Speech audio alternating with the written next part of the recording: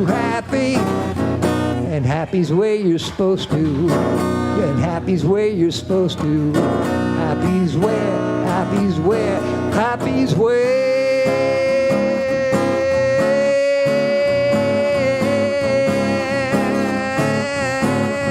Happy's where you're supposed to be.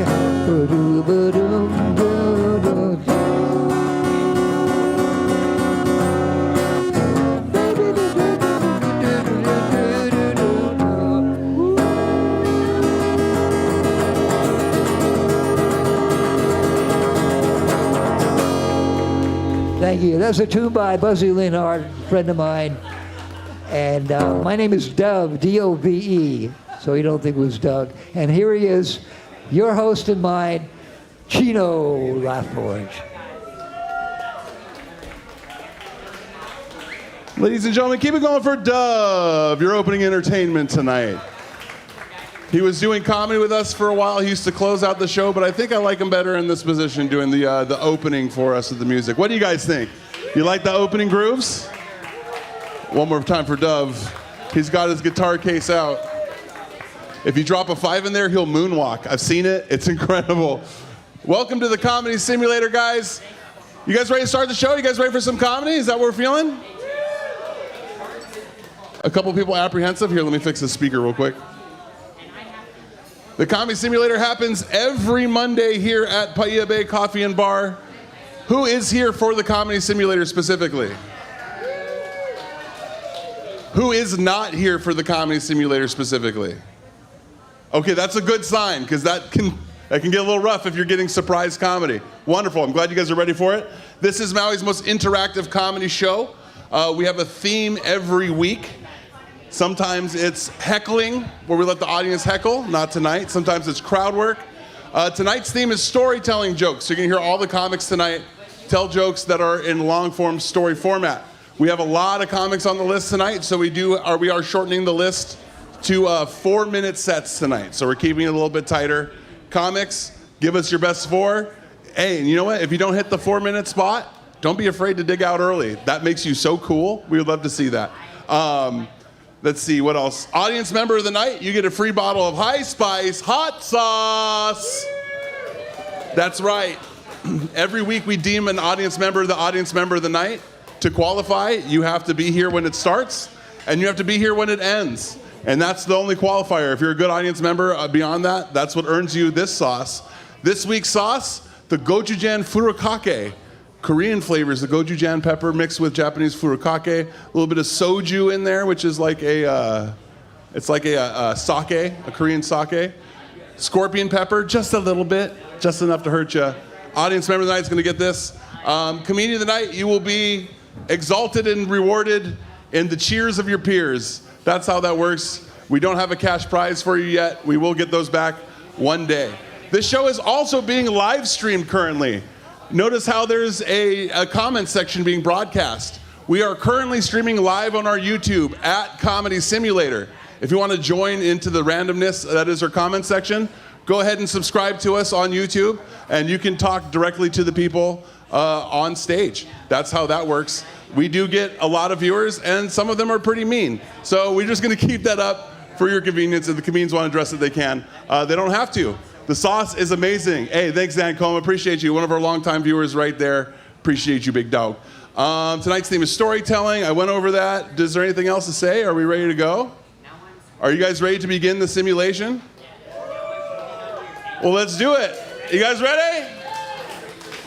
Begin simulation. I will tell you the story about how I got expelled from high school. That's right, I was one of those kids. Do you guys want the short story or the long story? Short, medium, long? All right, I'll start with the short and then we'll go back. Short story is, I pulled out my member in front of the girls' locker room.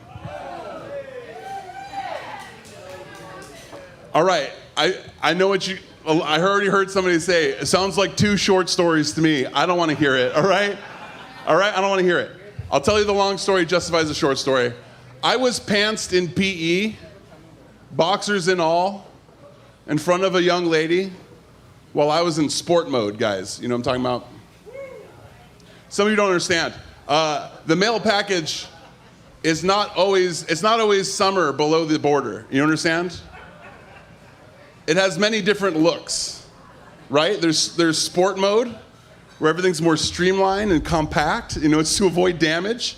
It's not the best look, right? Guys, we always want the girl to see it when it's in trophy mode. Trophy mode, yes. Where it's not like fully engaged, but it's definitely ready to be displayed, right? So we normally like hit it against her thigh a couple times and pretend like we didn't mean for you to walk in the bathroom, like, oh, sorry. By the way, and there's also the third mode, which is aquatic, swim mode, where men touch water and become women. Somehow, I don't know what happens, but I'll tuck into a scared sleeve like a scared turtle, like, keep my secret, don't you tell her. Like, by the way, ladies, if you've ever seen it in swim mode, two things. First of all, that was an accident, look away.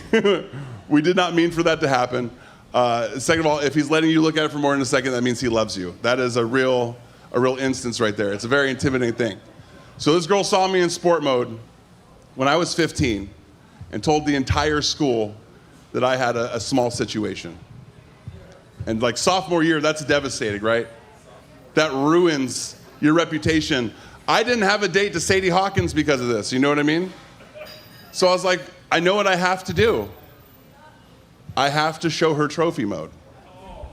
Because, hey, when I was that age, we didn't have cell phones, okay? I couldn't take a picture of it. If I wanted to take a picture of it, it'd have to be a Polaroid.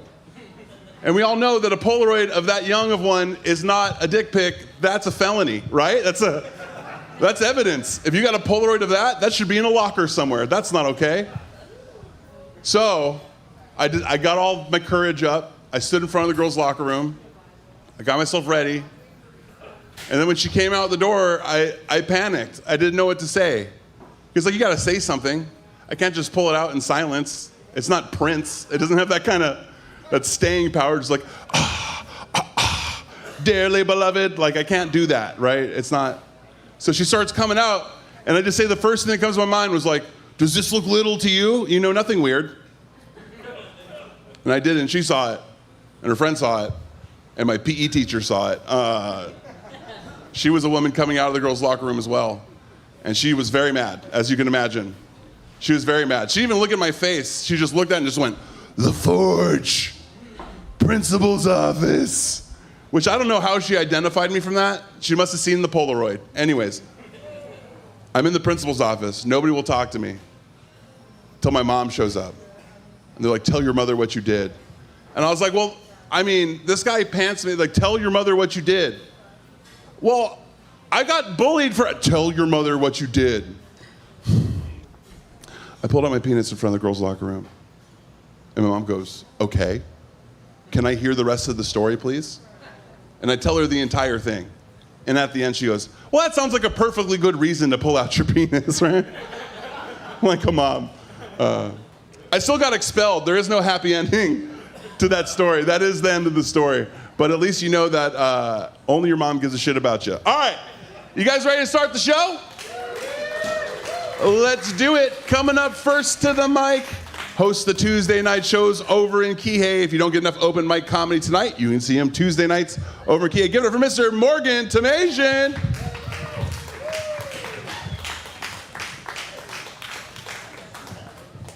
Thank you, Chino. Thank you, Paia. Give it up for the coolest comedy club on a Monday night on the North Shore of Maui you could have found. I mean, come on, Paia Bay Coffee and Bar. Let's go. Oh, awesome place. Jesus. I don't know if you noticed. I was reading my Bible on the way over here. Anybody else? No? Right on. There we go. No, Jesus was actually supposed to be named Stephen, but Mary stubbed her toe, and Jesus Christ. Anyway, that's a warm-up. Let's see. Swing and a miss. Let's see here. What else I got? I always look at my phone because I like to look cool, like I have friends texting me all the time. My neighbor is a barber, and last week he got he got busted for selling drugs. And I never knew he was a barber. So anyway, I don't know. It might work. My sister, she asked me to, I'm an uncle, by the way. Give it up for uncles. Yeah, you know. Hey, I know it was Father's Day yesterday, but fuck those guys. Yeah, Uncle Day. Where's Uncle Day, damn it? Because my sister asked me to please change the baby, so I swapped it out with a better looking one. Yeah, that would. And then, I don't know. I think I'm running over here. Just a little tip here for the non-fathers or the fathers. Maybe you don't know this, but Playtex, they make a baby bottle with a nipple on it that's very lifelike. And until you've had a gin and tonic through one of these fucking things, you just haven't lived. So go ahead and try that on for size sometime. Just and finish up with this. It's a funny thing, but I used to live in the mountains in the snow, and where it was a lot colder and everything. And I had a girlfriend at the time, and tragically she was killed in a snowplow incident. And it was really awkward for me because I had never driven a snowplow before. And anyway, there's some more to that story, but I think I've run out my time. Thanks, guys. Stick around. It's Monday night. No! Keep going for Morgan Tmasian, ladies and gentlemen. It's funny. During your set, the online audience didn't compliment you, unfortunately. But they did compliment the camera guy. Give it up for Skyler from Shroomcat Productions. He's earning his money tonight. I'm also hopping on the camera. I don't know if people here in the audience see, the second I get around, I hop on the camera. That's how this works. Nobody is better than anybody. We're all working. All right, ladies and gentlemen, coming up to the stage next, a comedian that you have caught doing comedy at burlesque shows all across the island, Hawaii, and now the nation, right? Ladies and gentlemen, give it up for Abra.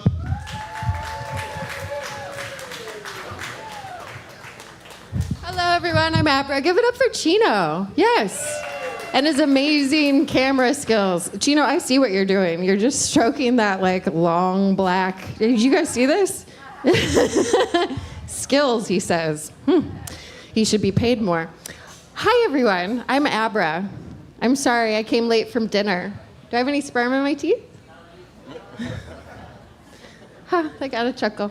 You know what's worse than ants in your pants? Uncles. No, he didn't hear me. It's okay.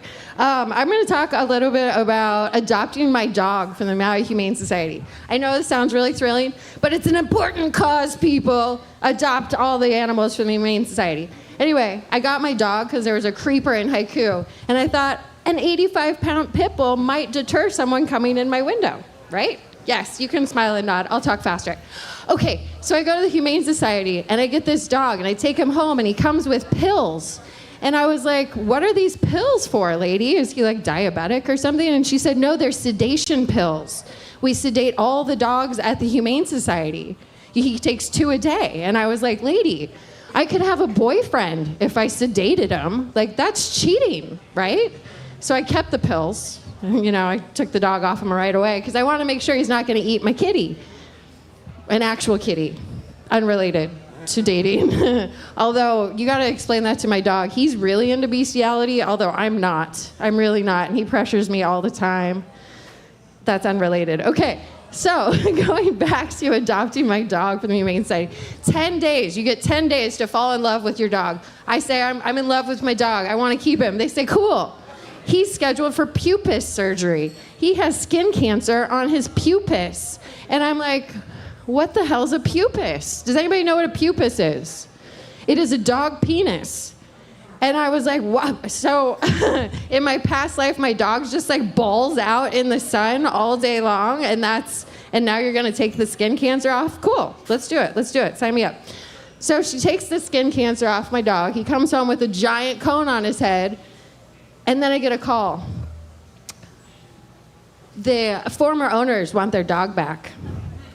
Yeah, Exactly. I was like, the fuck did you just say to me? I just signed the document. I got a dog with a cone on my couch. You want to tell him he's got to go back to the yard where his pupa's got cancer? I said, put us on the opposite ends of the football field, you know? Let's like really let him choose. And I cried. And I said, is there any way I can keep this dog? And they were like, well, the former owner has to pay you anything that you've bought. And I was like, I've spent $2 million on my dog. It's not sure. I spent $200. The former owner did not want their dog for $200. But then, finishing up the story, I realized that I'm a dog. I'm actually a dog. Bestiality aside, I want to be treated just like a dog. And I think most women can relate to this, okay? We want food and water put in front of us twice a day. Yes. We want our hair and nails done once a month. Yes. And we don't want to be judged when we make eye contact with others while we poop in public. Thank you, everyone. My name's Abra. Good night.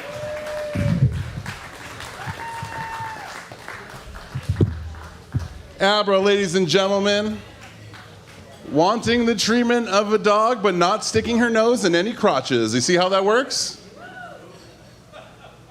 That was pretty funny. What the fuck is going on, guys? What happened?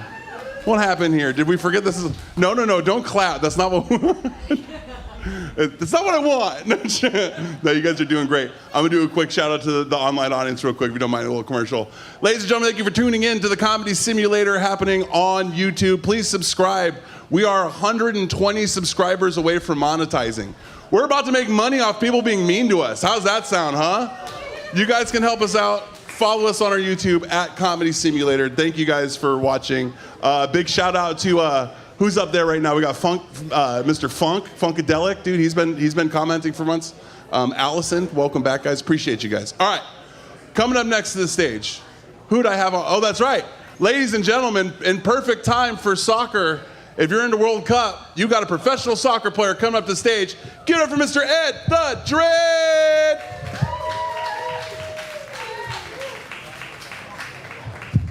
Sup, everybody? Let's hear it for Chino, Skylar in the Paia Bay, Coffee and Bar, bitches. Whoo, tip your wait staff. How many people watching the World Cup? Anybody? Who you got winning that motherfucker? England, Algeria, France, okay. I like those. Where's Bashar? I saw Bashar earlier. Bashar, are you here? Fucking, that guy didn't even know fucking Iraq was in the World Cup. Y'all remember? Y'all that come to this a bunch? He was like, yo, I know, my dad would have told me. That motherfucker impregnated a white bitch. His dad disowned him. Didn't even tell him that Iraq's in the World Cup. You hear that, Bashar? That's fucked up. They took 4 goals from France and 3 from Norway. That's 7 bombs over Baghdad. He's still not even fucking paying attention. He's just talking to the guy with the fucking coiffed out mullet back there. That's fucking wild combo. The World Cup is great. It lets you see that black athletes run the fucking planet. Yeah, thank you for clapping. You goddamn right.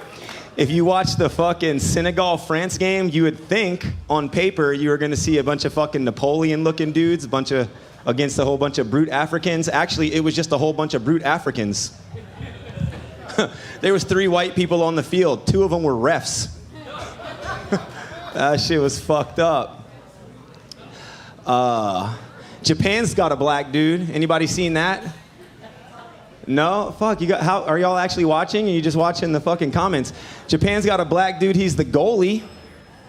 That motherfucker's back there making a whole bunch of saves. He's rocking the tapered fade mushroom cloud blowout. What, too early?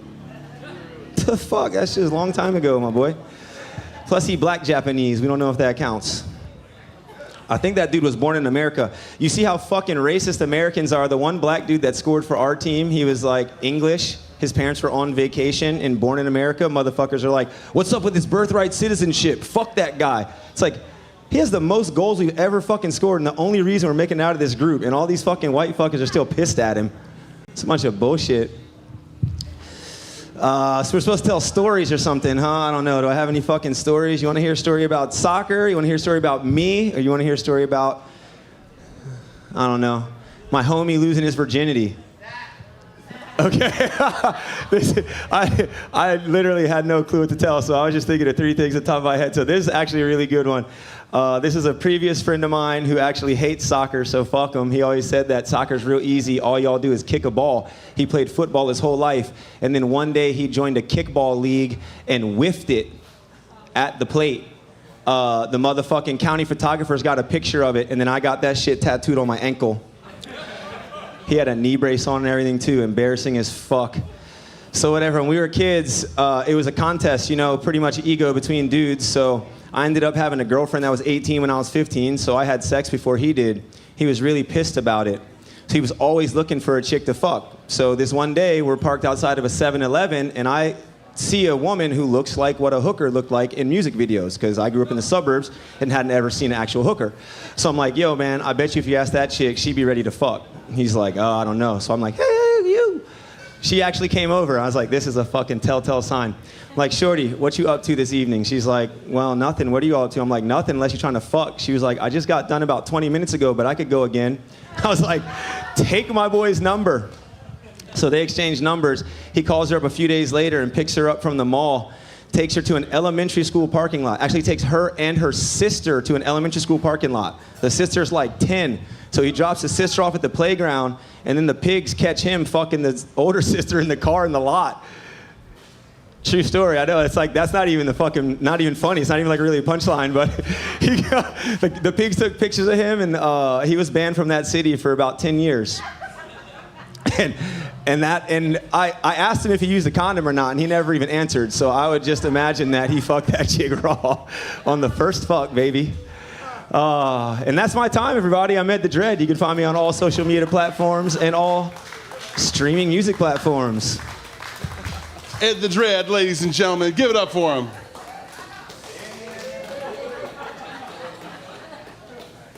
And just think, that was his friend's first time. It only gets worse from there. All right. Ladies and gentlemen, coming up next to the stage. No. Don't worry, it's Dan. Dan, not you. I'll let you know right before you're coming up there. Coming up next to the stage, helped out with the videography for the Comedy Simulator for a while, and he's going to get back into helping us with the production. Otherwise, he loses his privileges. Give it up for Dan Steeby.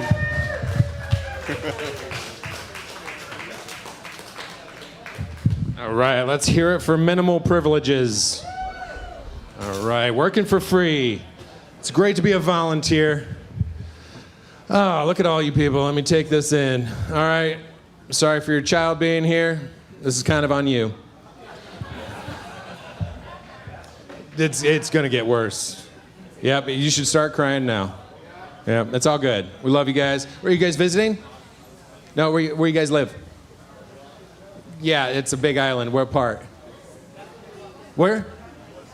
Okay. You guys never been here before? All right, well, welcome. That went nowhere. All right. Well, going nowhere, it's story time. So, you know, I hadn't seen my dad. And, like, you know those times where you get those special times that you get to spend with your dad, and then you almost die? And you're like, good to see you, Dad. So my dad was a pilot, and he asked me, I was like 7 years old, he's like, do you want to go flying with me? I said, absolutely. Come on, this Top Gun was huge. Like, I was thinking Maverick thoughts. Awesome, awesome. So we get in the plane, it's a little Cessna, and him and the co-pilot are in the front. I'm just a little kid in the back, just feeling awesome. I'm feeling like the shit. And we take off, we're flying around, I'm just geeking out over how ant-like everything was. It's like, wow, they really aren't kidding. And then the propeller stops. And the plane drops. And my balls dropped. I became a man at 7. And I was about to die. It's a quick life. My adulthood was going very quick. And then the engine started back up, and we pop back up. And I'm hyperventilating, and just wishing that I was older so I knew some swear words. Too young, way too young. And starting to catch my breath, and then the propeller stops again. Wow. And the plane drops again. And has anybody been in a plane dropping? None of you. So this has no relatability. All right, 2 people. All right. Were you 7 years old? No. All right. How big was the plane? All right, there we go. We're going Cessnas. Cessnas fall really quick, and you can tell a big difference. So then it's just up, down, and then the co-pilot turns around and realizes, oh yeah, we have a kid in the back. And he taps my dad on the shoulder, and he's like, oh, and starts to bring it down. And we land. And I learned that day that there's a thing called practicing stalls. They kind of forgot to tell me that this was going to happen. This was a pre-planned thing. They were looking so professional. But thank God, those were the days where like a Happy Meal and a couple of comic books could solve everything. All right, I'm Dan Steeby, that's my time.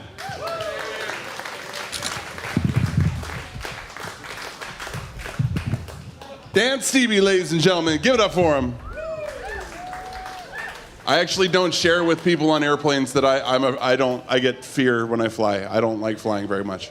I was on a little plane, I was sitting next to this old guy, and I was like, hey, I have a fear of flying. He's like, oh yeah? I flew in Nam. I was like, all right, thank you for your service and for making me feel like the biggest pussy on the planet. I appreciate it. I will just hug my flotation device for the rest of the flight. All right, coming to the stage right now. He wanted to go first, but I wasn't going to allow it just because he is not first comic style. You'll understand in a second. His name is Danny Salazar, but I'm going to call him by my affectionate name. Ladies and gentlemen, get up for Dunkster Danny. Danny!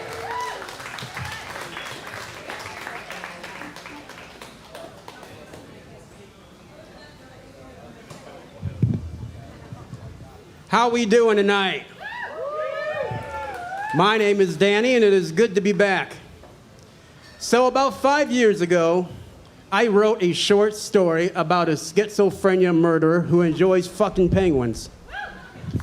I called this story Wet Skanky Feathers. It was a classic. Now in this story, every time this murderer fucks one of these penguins, he can hear their voices.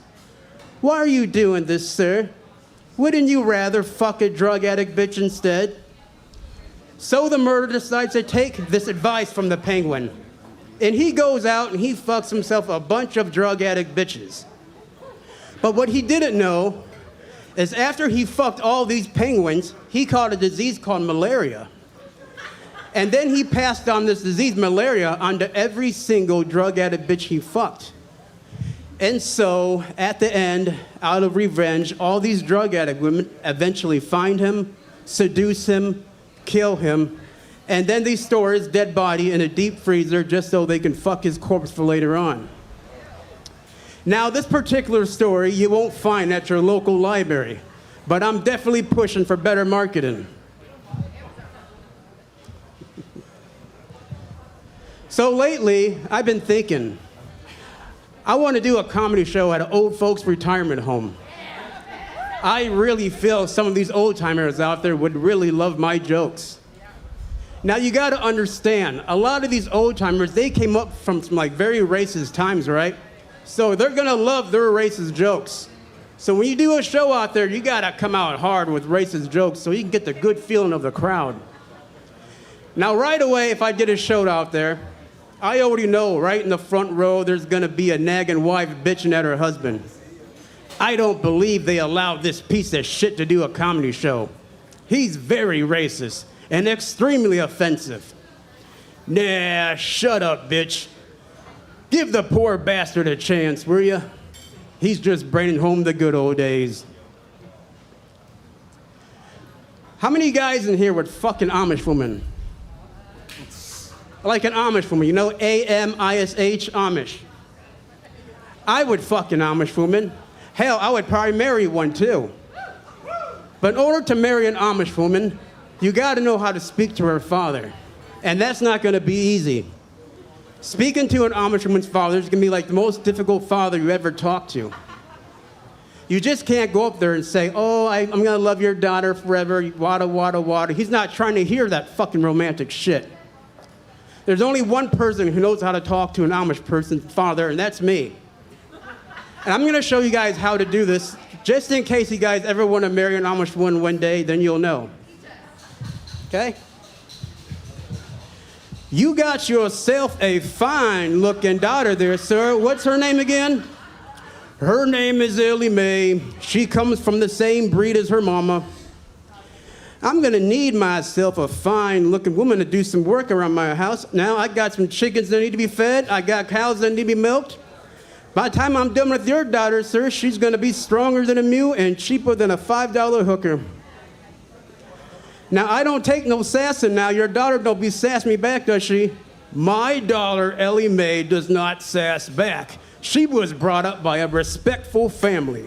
Weren't you, Ellie Mae? I sure was, Pa. I know my place really well. Your daughter seems like she's a nice, really nice person. I think I want to marry her. You seem like a good guy, too, Danny. You should have my daughter's hand. Why, thank you, sir. And that, ladies and gentlemen, is how you talk to an Amish woman's father.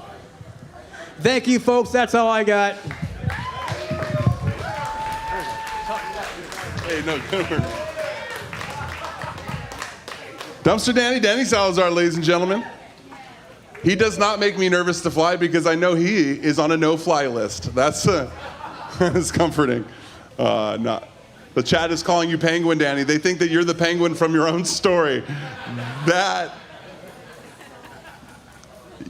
would make a good Netflix show. So why not? Pen it down. Clock it. All right. We're going to keep this moving right along. Ladies and gentlemen, your next comic, one of my favorite people on the planet, let alone for comedy. He's a good person. He's a good person. So if he's not funny, at least he's good to animals. Ladies and gentlemen, give it to Shane Nelson.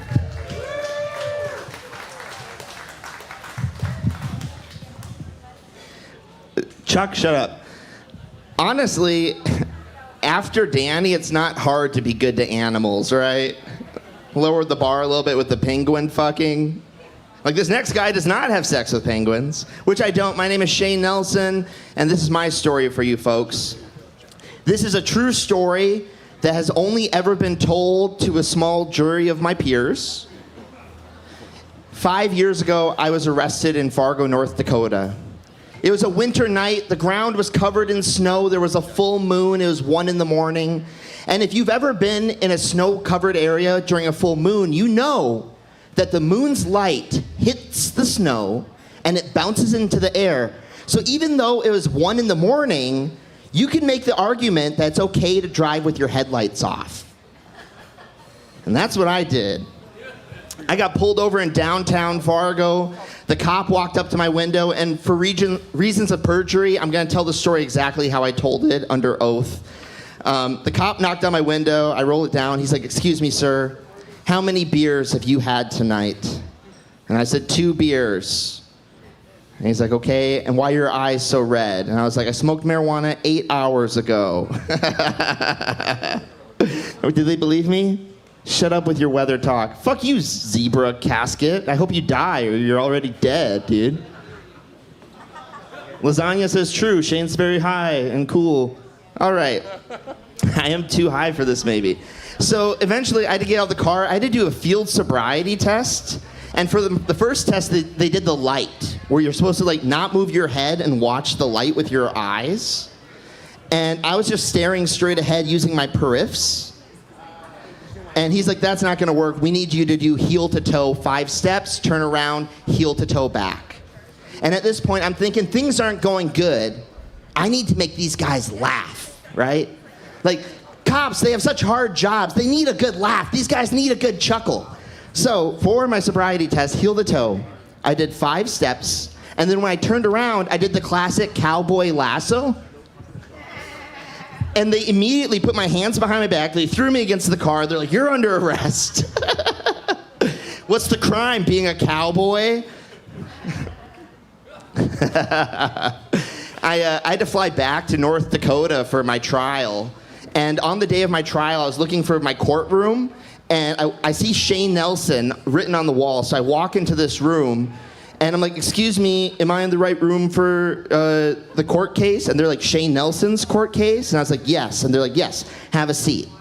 So I sit down, it's me, a bunch of other people, adults, sitting down, and they're giving us the instructions for the court case. And they're like, before we go any further, does anyone here know Shane Nelson?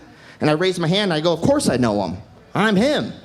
And they're like, what are you doing in here? Get out of here. So I had to say goodbye to my jury. I was like, bye guys, see you later. When you decide my fate. One of the questions the judge asked, she's like, why are your eyes so red? And I had a note from my doctor, dude. I have a doctor here on Maui at the mall, at the Lens Crafters in the back room. He's a real doctor, dude. He gave me a note that says that Shane Nelson always looks like this. Take that, judge. My doctor, he doesn't look like a real doctor. He always looks like he just took a fork out of a toaster trying to get a bagel out, you know? His shirt's one button off. He has crinkly, wrinkly, khaki pants. He looks like the kind of guy that would ask you to smell his fingers. Like you're sitting at the chair at the optometrist. He's like, what smells worse? 1? Oh. Or 2? Oh. I'm like, they smell the same. My name's Shane Nelson. Goodbye. I'm fucking up, Chino.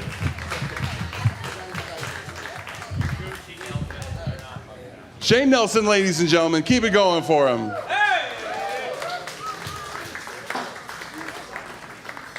All right. We're about 1/3 into the list. How are we feeling so far? You guys feeling good so far? Awesome. Sign language for applause. I appreciate that. Wonderful. I appreciate that. You guys are doing great so far. Online, you guys are doing great. Don't forget to subscribe. Subscribe to our YouTube channel, blah, blah, blah. All right, ladies and gentlemen, coming up next to the stage, you would think his hair is fake, but it is real, I promise you. Give it up for Joel Huitt!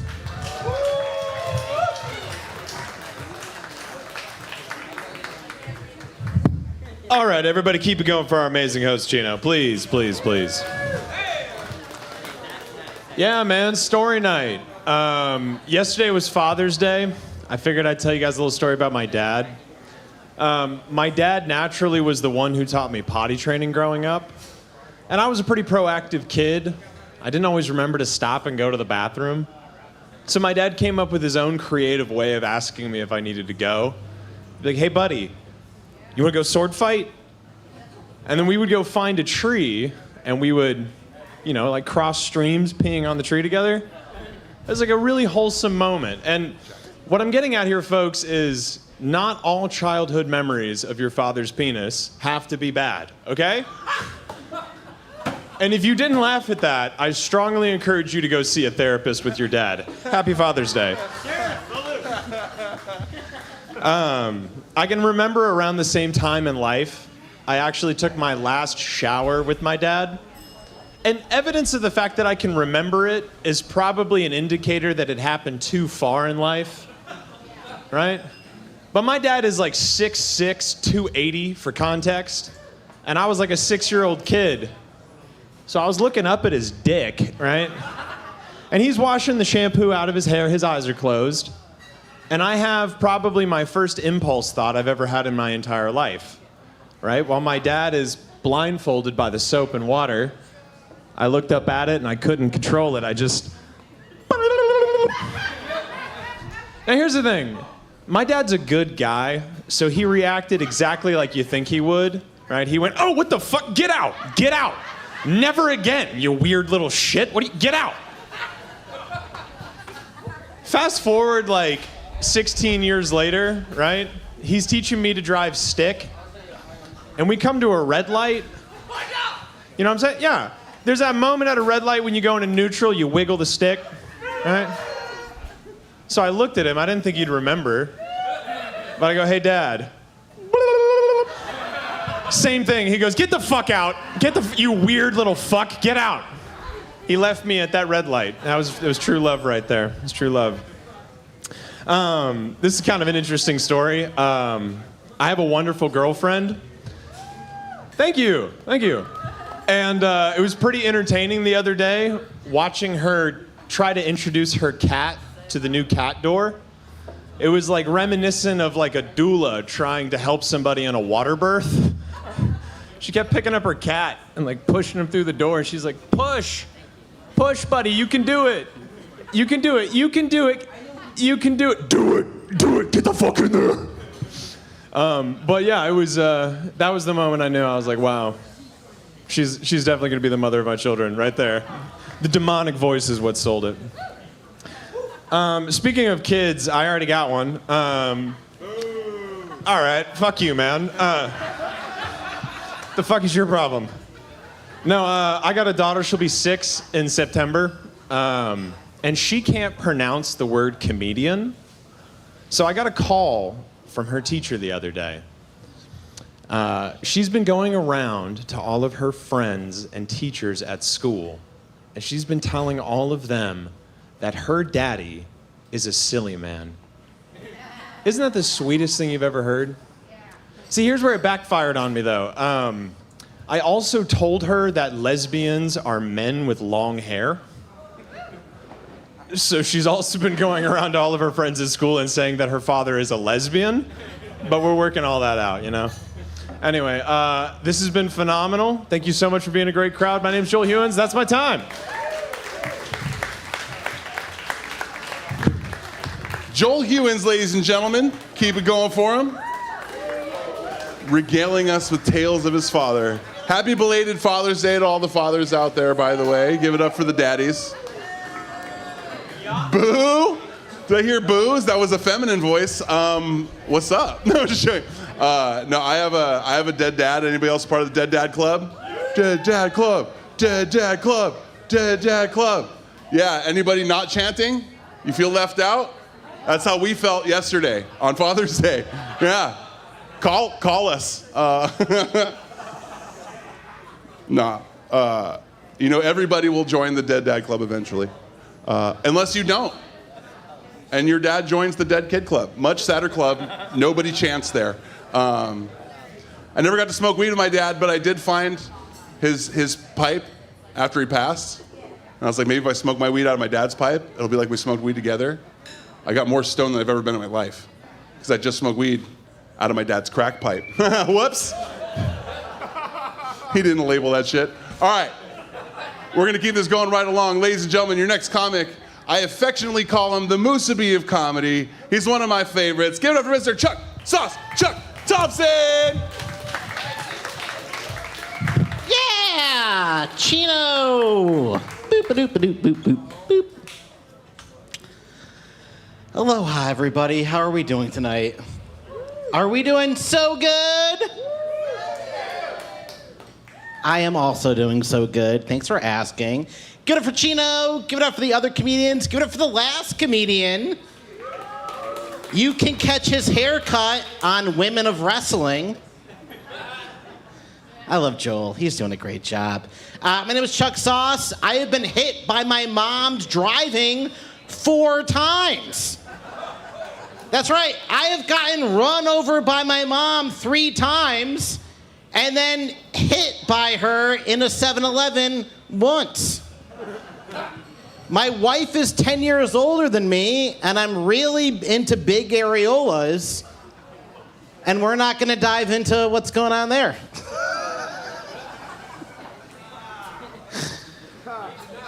It's not, you know what? This isn't a public pool. There's no diving. We're not gonna do it. We're here to talk today about Maui politics, guys. Oahu got the light rail and Maui got the speed bump. It's fucking whack, dude. You gotta go like 70 miles an hour just to go over them, you know? I hate the fucking speed bumps, dude. I was going down Wellicahau and I thought I hit a speed bump, but I ran over a cat. Wellicahau, how fast was I going? Fast enough that I got caught in my wheel well. And I'm Maui's fattest lesbian. I'm also Maui's first reverse stripper, which means I show up at your house naked and don't leave until you give me a bunch of money. My name is Charles Thompson, so what did I do when I ran over a cat? I did the whitest thing ever. I called the police on myself. And 2 hours later, they're so quick, 10 cop cars showed up. And I'm like, guys, if you're here, who's beating your wives? You know? Give it up for the boys in blue and their wives in black and blue. Okay.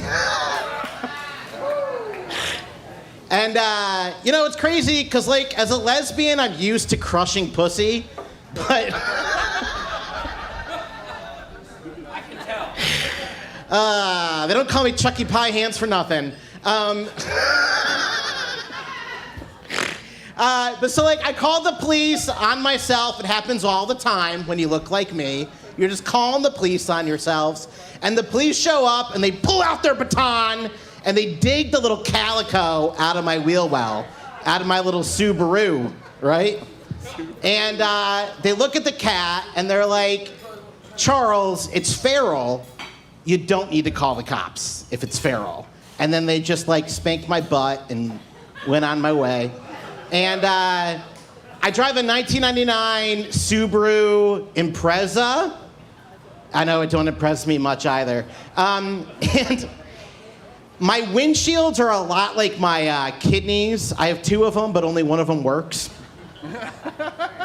They're a lot like my favorite boy band, Not In Sync. And the other day, it did the worst thing. It rained in Kihei. It's not supposed to rain in Kihei. It's gross when it rains in Kihei, dude. So I turn my windshield wipers on. They start going, but one moves a little bit faster than the other.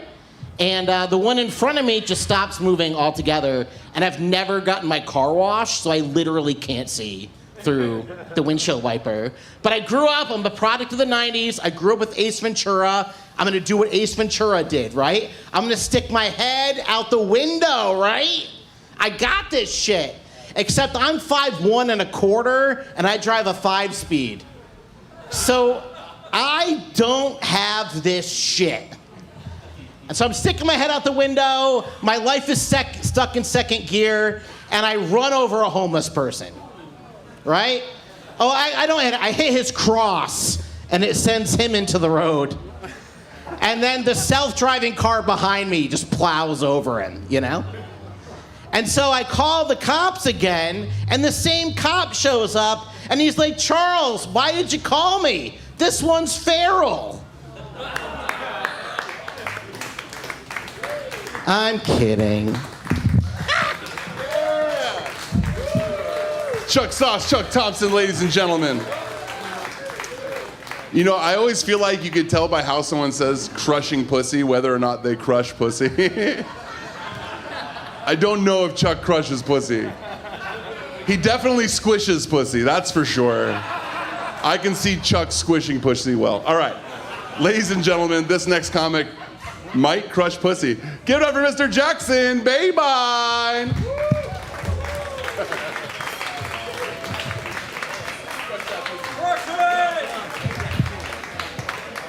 So, especially after that intro, I have a girlfriend. She's a fucking lady. Yep, she is a fucking lady. Yep. But I just took her to get her tonsils removed on Friday. And I dropped her off. It was like a few hours, and I picked her up. And, you know, you always have those, like, you know, the videos online where they're filming, like, their daughter or someone, and they're just, like, crying and spilling all their secrets, and it's a hilarious video. And I expected that. But the first thing out of her mouth when she got in my car when I picked her up was, clean your car. Then we get like 10 minutes down the road, and I was like, hey babe, like she's like almost crying at this point. I like rub her knee. I was like, hey babe, you need anything? She goes, yeah, you to clean your car. I was like, anything right now? She said, no. So we're like almost home at this point. Completely unprompted this time. I get a third, clean your car. She's doing this with an ice pack on her throat. She's not even supposed to be talking. We show up to our parking lot, and that's when she realizes all 4 of her tires on her cars got stolen the night before. So she is now talking to the cops, making a police report with an ice pack on her neck, sounding like RFK, just, I don't know where they went. And all I have to say is, well, at least my car works. I got stressed out all weekend for, that and everything else, and now I have hemorrhoids. So I really wish she still had her tires, so I had something to sit on. No, I love my girlfriend. I just hate going to Ross with her. Because I'm a big child. Like, I don't want to go through every single aisle. I walk in and I want to go to the toys and I want to go to the shoes and then I'm ready to leave. She wants to do every single one, so every time we get to like the fourth aisle, I go, well, I could also go to customer service and have them call you like I was a lost child right now. We leave immediately. But then, like the next day after that, we went to Costco, and she was on a mission there, like she had to get stuff for her restaurant. And I decided to take us to every single one of the sample stations. Like, if they were still cooking it, we were waiting, guys. And as I was waiting for, them to steam some, mediocre sausages, I realized that this is my Ross. The sample stations are just the aisles. So I feel like we should just put them together. And Ross should take those weird dried spaghettis that they have and just cook them by the fitting room so idiots like me shut up. All righty, guys. I'm Jackson. Bye-bye, and have a good night.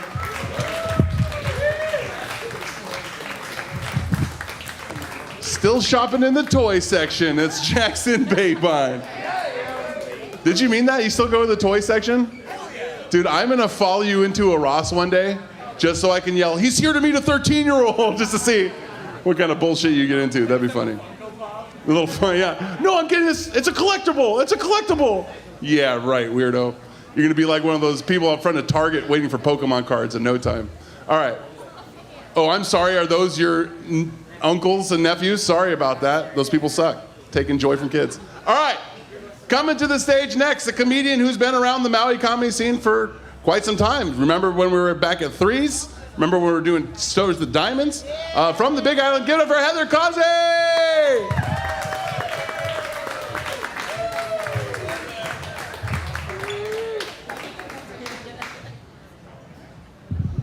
All right, I'm Heather Causey. Nice to meet you all. Thank you, Chino, LaForge. Good to see everybody. Luke and Chuck and Shane over there. So I'm from the Big Island. I used to live here on Maui. And I moved to Big Island about 4 years ago, so a lot of you don't know me, but I know some of you, and suspiciously enough. There's so many stories to tell. There's so many good things to talk about. Recently, I was just on the mainland. I was in downtown Denver. I was in Colorado for a wedding, and the wedding was like Lord of the Rings themed, right? And I was in downtown Denver, and I'm like, what better than to go to Elijah Wood's wooden wisdom rave? And I was like, hell yeah, this is gonna be a lot of fun. I'm by myself, I'm dressed like a little sleut, and I'm in downtown Denver, I don't know anyone, I'm by myself, and I'm starting to pull up to the venue, and it's 10:30 at night, and I'm starting to have a little bit of a panic attack, and I'm like, oh my God, I'm by myself, I'm in Denver, I don't know anyone. What if I get robbed or raped or drugged or, in that order or not in that order? I'm not gonna lie, I was really nervous. I was by myself and I was alone. And I'm walking up to the venue and these guys dressed like Gandalf and hobbits walk out. I'm like, dude, I'm in the safest place in Colorado right now. There is no way I'm gonna if I got raped at an Elijah Wood rave, something went terribly wrong and it wasn't my fault. But that's not what I'm gonna talk about. That was just a precursor. I know there is a child here, so I'm gonna try to, I can't, okay, I'm not even, okay, we're going for it, all right. Let's talk about dating. Why not, right? Because this room's full of adults, and everyone in here looks like they have a dating app. I was trying to explain to my... Yeah, hell yeah, I'm single too. Dating is kind of nuts in Hawaii. I don't know what the fuck is going on. What the fuck is going on? What is it with dating in Maui and Big Island? I don't know. All right, I'll let you know. I got a little traumatized recently. It was my first experience dating a bad boy. I know, what? Oh my God. And you would think, like, a bad boy, like he smokes weed, he has tattoos, he rides a motorcycle. No, actually, that's a gentleman in this day and age. Holy shit. No. So I met this guy not very organically. Like, I didn't meet him on a dating app. I met him just like being around on Maui, in church, watching him go through his divorce. He's got 2 kids. He's a haole. I'm not gonna say his name because it's Maui and you might know him and I can't ruin his identity because that's not fair. He's not here, it's not fair to him. Anyway, so, you know when you're dating somebody, you gotta ask the questions like, do you wanna get married? Do you want more kids? Like, what's your star sign? Like, the really important questions. I didn't know I was gonna have to ask the question, do you like giving blowjobs more than receiving them? Yeah, whoa. I was like, okay, wait. What do you mean you like giving blowjobs? This is a man, by the way, okay? Yeah, oh boy, yeah. Yeah, and this is ironically just the tip of the story, okay? And yeah, so I'm like, what do you mean you like giving blowjobs more than receiving them? And he's like, well, you know, I like to get freaky. And I'm like, dude, I'm really vanilla. Like, I like good old-fashioned missionary coitus. Like, pretty simple. Like, I like the old-fashioned way, like how mom and dad used to make babies. Like, I'll get wild. Like, I'll get on top. I'll do it doggy style. I'll do it on the floor, up against a door. I'll do it here. I'll do it there. I'll do it anywhere. I'll do it on the bus. You can use handcuffs. I'll do it at the beach, at the park, on the grass, but I do not take it in my ass. We're still at the tip of the story. 1 second. I'm sorry, Chino. 1 minute. Okay, long story short, this man wanted to convince me that it was okay to have more than one penis in the room and have sex with more, yeah, like, I was like 6, 7. That's good. I'm good. 6, 7. Anything bigger than that, like, go home, get on fucking your own OnlyFans page. Like, I don't need anything bigger than, dude. Like, 5, I feel you. 6, fuck yeah. 7, that's cherry on top. That's nice. I don't need more than one dick. Like, I need just one simple penis in the room. Not 2, not 3. Like, and I don't need one in you and me, you know, at the same time. I'm not okay with that. Anyway, it traumatized me because, we stopped talking. I was like, I don't want to see you anymore. I'm sorry. And I had to block him. I was like, I'm so sorry. And then later I ran into him and he was like, I'm sorry that I blocked you. I know that really hurt. And, I just had to do it for my own, like, mental health or whatever. And he was like, yeah, I need to pick somebody who's better at communicating. And I was like, right, it had nothing to do with you giving blowjobs more than receiving them. But anyway, thank you. I'm Heather. Thank you so much.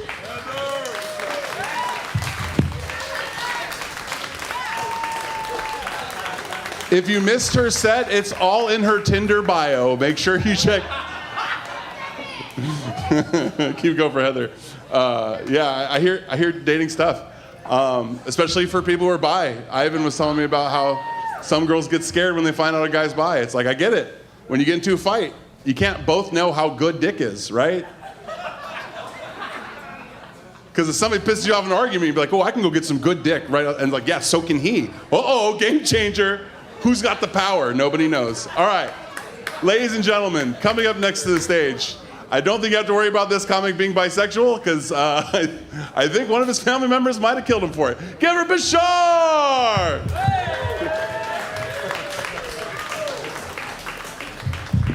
Yeah, keep it going for Chino. He is not lying. We do take care of business.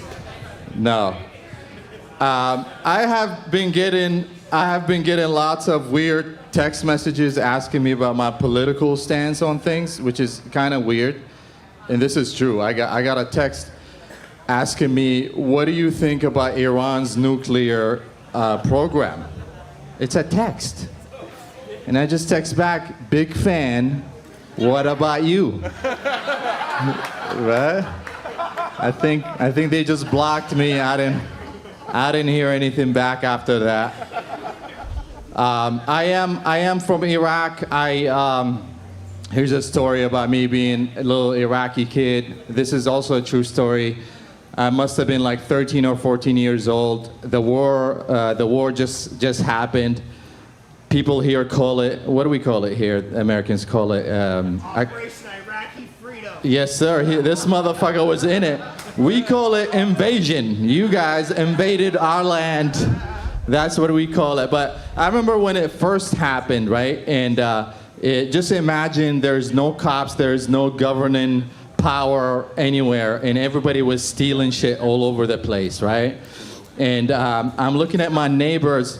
Okay, Luke, you're out of minutes with me right now. We'll talk about it after the thing, my brother. So I'm looking at my neighbor, and they had an AC unit they just stole from like one of the banks close by, right? And I'm looking at my dad, and I'm like, come on, Dad, you know how hot it is? Let's give up on our morals right now. Let's fucking steal that AC too. Okay. Here's another story. Also happened in Iraq. I was walking back from the market. It looks like a farmer's market, but that's what we call a market back home. And I still remember like looking at my friends, and I swear to God, like a few of my friends were running in the opposite directions with their guns, right? And they were asking me to join. And I remember like my inner dialogue, I was like, no, I don't think that's what I'm cut out for, you know? And I think as a man, you need to know what you're cut out for in this life. And I wasn't cut out for that. Okay, last story. This happened actually in a beautiful island of Maui. I've been living here for a while.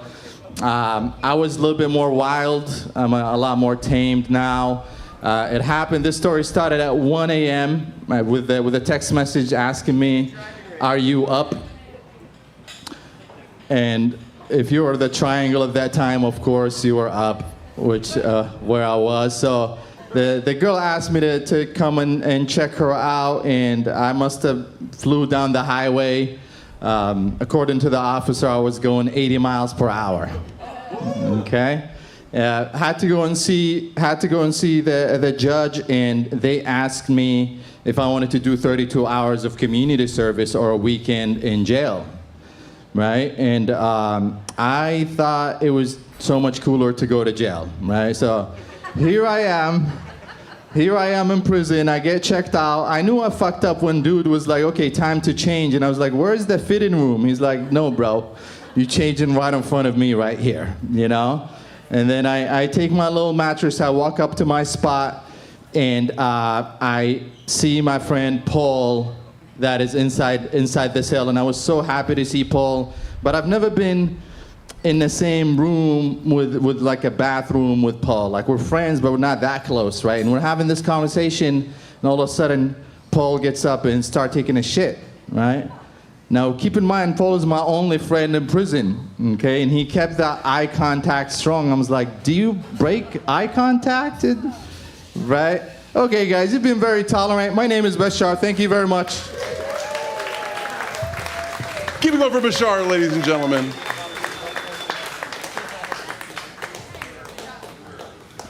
All right, guys, just want to give a quick shout out. We have, how many views are we, what's our view count on, right? Like 13K? We've had 13,000 people watch this show online since it started. How weird. And most of them are very, very mean. Don't forget to subscribe. 120 more subscribers and we can make money off of them being mean to us. And then we'll find out wherever they live and go to their houses individually. That's what the budget is for. No, we actually give, actually this is a good moment to talk about our sponsor. Let's give a big shout out to High Spice Hot Sauce, one of our sponsors of the show. making sure this is going on. How about this? Best comment of the night in the live stream. If you live in America, I'm going to send you a 4-pack of hot sauce. That's how it goes. Ask Zan Coma. He's one of our previous winners. I had to write Zan Coma on a box and ship it. And I'm surprised that TSA didn't keep it. I'm surprised they didn't think it was drugs. So best comments, I'm going to be reading them. Ladies and gentlemen, coming up to the stage, she will be featuring on a show this Thursday here at Payebe Coffee and Bar that I'll be headlining. So if you want to see me do a full 45 minutes to an hour set, come here Thursday night. The feature act, give it up for Lindsay Roth.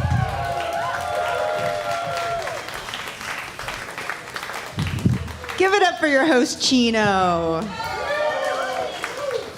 Give it up for yourselves. You guys look beautiful. My name is Lindsay Roth. This is my comedy anniversary. I started comedy on Father's Day 4 years ago because I have a very normal, healthy relationship with my father. Thanks. This is my first time doing comedy stoned. And I feel like everyone's looking at me. Oh my God. Thanks. I feel like everyone's looking at me and describing my body, which is why I'm not going to read the comments. But happy Father's Day. Where the daddies at? Hell yeah. Where the mothers at? Shouldn't you be home with your kids, ladies? Let's get back in the kitchen. Come on. Oh, or bring them. I love that. I'm looking for a DILF, a daddy I'd love to forgive, but I haven't met him yet. I love how relatable that joke is. I don't have any kids, if that's not obvious. Thanks. Thank you. I guess you could say I'm a cat mom, or that I have a fur baby. But the term fur baby makes me want to get a furbortion. I think that's really weird. My cat's not my son. That's crazy. My cat's more of a peer. You know, we're equals in my household, except for the fact that, of course, like, I'm the one paying rent. He just like lies around all day and eats the food. But some of you ladies might say, no, Lindsay, that sounds a lot like a boyfriend. But I just read a study that cats actually see themselves as our parents. So happy Father's Day to Pokey, if you're watching. And if you are watching Pokey and you are my dad, could you please leave the room when I have sex? Relatable? Does anyone else have a cuck cat? Jimbo? Does everyone know what a cuck is? Jimbo, you seem to know what a cuck is. Where's your roommate? My landlord. Your landlord, yeah. Can you describe for a class what the cuck is? A cuck. A cuck wants to watch you have sex. Yeah, there's a lot of different formulations. Sometimes, like, a man and a woman will, like, get someone to watch them have sex. Either way, where was I going with this? Yeah, my boyfriend hates this joke. And my ex-boyfriend really hates this joke because he was blind. And I just shared that so you guys know I'm a hero. But he was kind of a freak, and cucking is the only thing he couldn't give me. Yeah. That took a while, huh? Yeah. Sometimes we'd have a seeing eye cuck join us. And listen, I know the transition from Father's Day to sexual fetishes is a very uncomfortable one, but I'm a therapist, so let me break it down for you. Fetishes are how we actually work out our unmet emotional needs from childhood. So we can play a game now where if you guys share with me your fetish, I'll guess your childhood trauma. What'd you say? Biting. Okay. Were you the youngest? The only. Okay, you probably showered with your dad. Anyone else? Or you can share your childhood trauma and I'll suggest a fetish. Foot fetish? Foot fetish. You know what? I couldn't. What'd you say? I know. You know what? I feel like you were shocked by the first time you went into an Asian household. Are you from here? Okay, yeah. You keep your shoes on indoors, don't you? I get that vibe from you. Anyone else? Mommy issues. I think it's because your parents were blind and cucking is the only thing they couldn't do also. Chuck mentioned it. I think getting hit by your car makes you really into areolas for some reason. Scientists haven't cracked that one yet. And that woman's ex-boyfriend who wanted 2 dicks in the bedroom clearly showered with Joel before. Anyone else? Am I done? Oh. Okay, that's it for me. Thank you guys so much. My name is Lindsay. See you Thursday. Give it up for your host, Chino. Keep it going for Lindsay Roth, ladies and gentlemen. You'll see her Thursday. So be here this Thursday night, 7:30. We're going to start the show. You know what? I've also got the vote. I'm going to live stream it on the Comedy Simulator channel. Skylar won't be here, so it won't look as fantastic as it does. It's going to be from a phone, very stripped down. So if you can't make it here, check out the live stream. Watch a full hour of comedy for free. Why not? Why not? I mean, what are you doing on a Thursday night, really? What's going on other than World Cup? That's pretty much it, right? All right. Nobody has fucking plans on a Thursday night. That's good. You know it's a day away from Friday. What's wrong with you sickos? All right. It's okay. I know what my fetish is, and I know what my trauma is. Ever since I went to therapy for my mom issues, I haven't wanted to tie up women. It's been wonderful. All right. Your next comic coming to the stage, a man of many faces and many talents. Get up for Uncle Squee.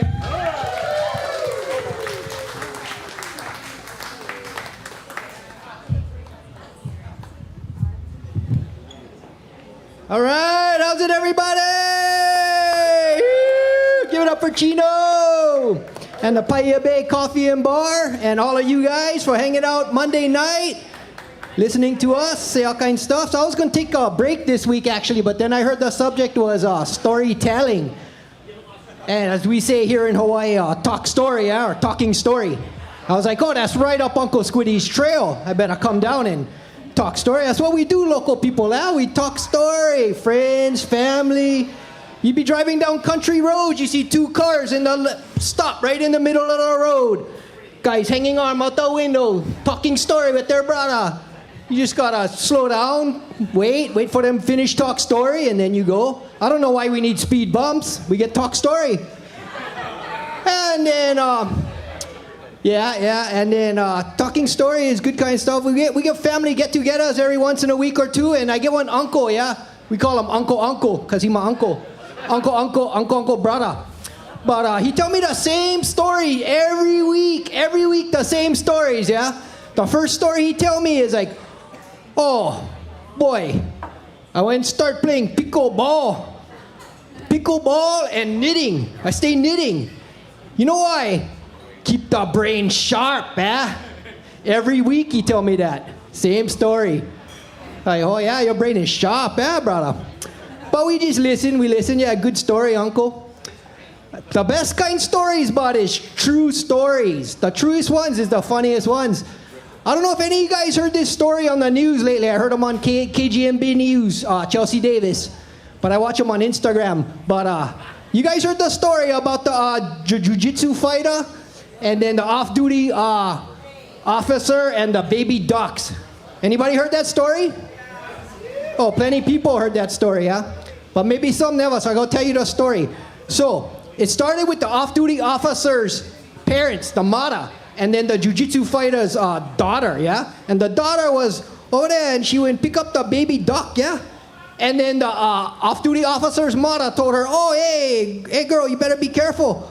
The baby ducklings is weak, and then the mother might reject them, and then gotta go foster duck housing, But so they thought it was all good, but then later on, the girls, the jiu-jitsu fighter came for talk to the off-duty officer, and then things got heated, and they were in scrap, or at least that's what the parents. The parents of the off-duty officer was telling the story, so it's only their side of the story. But they said, the father said, "Oh, the jiu-jitsu fighter went punch left hand to the right cheek, and then right hand to the left cheek, and then like that, and then he said, oh, and then when identify themselves as an officer, and then the jiu-jitsu fighter went keep punching him and said, "I don't give a fuck."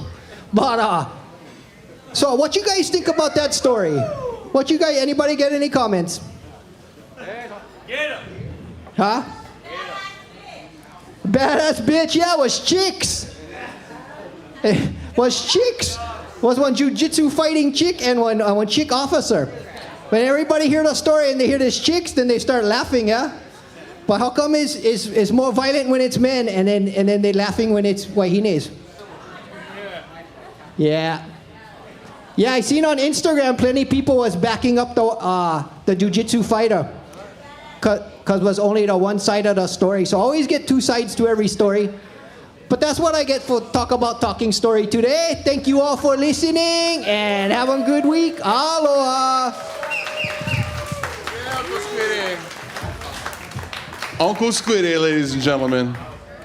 Jason Shop said he sounds like Max Holloway with CTE. That's fucking hilarious. That's pretty funny. That's a good one. I'll give you that. Solid comment. All right, ladies and gentlemen, coming up next to the stage, a comedian, one more than you, Brady, one more. A comedian that trolls the comment section along with the other people watching. You can see him in the feed, you can see him now on stage, and you can see him host this Thursday. Get him for Jimbo!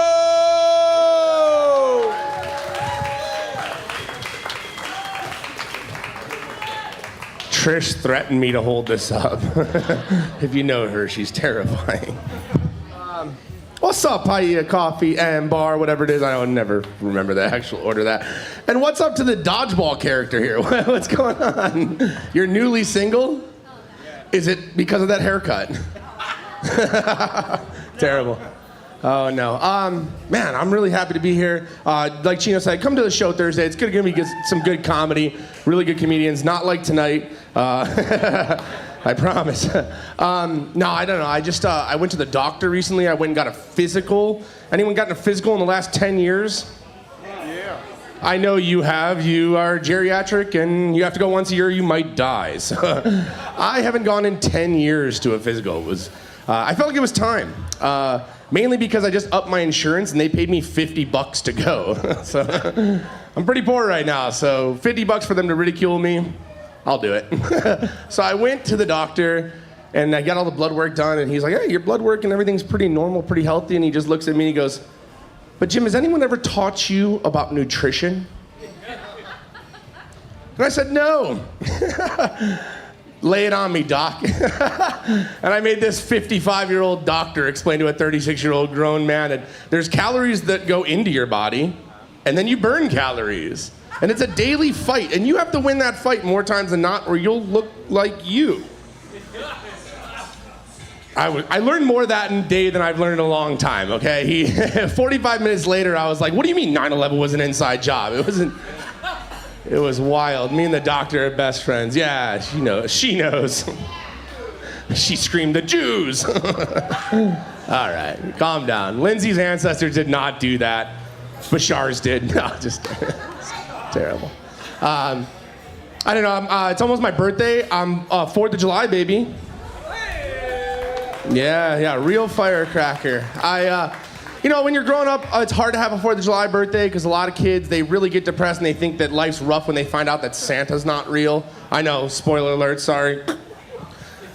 Didn't plan that one. You think it's bad that you find that out, and try finding out that all the fireworks weren't for you. Very depressing. Thanks, Dad. Went to summer camp, and they're all like, it's not your birthday, Jim. It's this whole place's birthday. It's like a sweet spot when you're a kid when you find out all the good stuff is like fake. All the fairy tales, all the Easter bunnies fake, your parents' love was never real. Oh, just me? Fine. It's paella. There's definitely some parentless people here, and not because they're Dead Dad Club. You find out that's all fake, but I'm gonna tell you one thing is I'm really happy that one fairy tale was wrong, or was not true. That's the tooth fairy. If the tooth fairy was alive and well today, I would have no teeth. I would have no pinkies, no little toes, and depending on which part of the month, no ear for sure. And that's an ear joke because it's not a bone. She got it. All right, this is terrible. This is great. Now I know how it feels. All right, I'm going to shout out the chat. Shuby, I love you. That's all I got because they're nicer to me than you are, okay? Come to the show on Thursday. My name is Jimbo. I promise I'll be funny. Keep it over, Jimbo, ladies and gentlemen. Jimbo, if the chat is nicer to you than real people, you should seek help. Holy shit. They are not your friends. They hate you. They hate us all. But it's okay. They're spending their views hating us, and I love that. All right. We are in about the last third of comics. You guys ready to bring this train wreck home? How you guys feeling? You guys ready?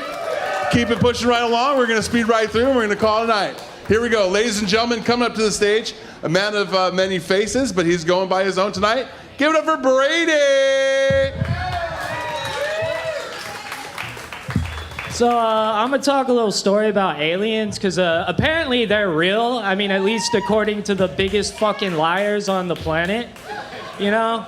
And I don't know about you, I don't trust any of this shit, whether it's aliens or government, because we got a bunch of human traffickers going around putting things in people's butts, and then warning us about shit they could fix, like climate change and nuclear war. And that's the government, actually. The aliens aren't any fucking different. And I think it's kind of fucked up how they probe motherfuckers, and then they lecture them afterwards. Like you wake up on a metal table, prolapsed rectum, and some fucking being is like, you know, you are squandering this great planet of you. And it's like, excuse me, motherfucker, but did you just butt fuck me and now you're gonna guilt trip me? Fucking self-righteous prick. And that's the same energy as like the guy who pretends to be a feminist to get laid. You know, the guy who like goes home with the drunkest chick at the bar because he's concerned about her. The guy who comes early and is like, no, babe, it's just because you're so special. You know, as if that doesn't happen like every fucking time. And what I love is how the conspiracy theorists of all people are not taking this shit seriously. I mean, to them, this is just the beginning of like a long-planned fake alien invasion. It's called Project Bluebeam, look it up. And I love the idea that, you know, the deep state's been planning this for like 80 years, and then when it comes time to go, fucking Donald Trump is president. Like, fucking, you know, some CIA guys were like, fuck, are you fucking kidding me? Because you know he's gonna fuck it up. You know, and if I were them, I'd have just fast-tracked it in 2016 and got Obama to do it, because he would fucking nail disclosure. He'd be up there like, ladies and gentlemen and beloved trans people, I come to you tonight not as the President of the United States of America, but as a fellow citizen of this blue ball careening through space. And since the dawn of man, we have looked up at the night sky and we have wondered, are we alone? And tonight, it is a great privilege and honor that I get to answer these questions. You see, for generations, those of us at the highest level of government have formed a friendship and an understanding of these beings of many different species, from the tall whites, who are every bit as racist as their name suggests, to the grays, whom we're pretty sure are just Asians from the future, and even the reptilians, who are, their blood is actually flowing through the veins of our monarchs. And through this bond, we have learned a lot. And yes, they butt fuck some folks, and that was wrong.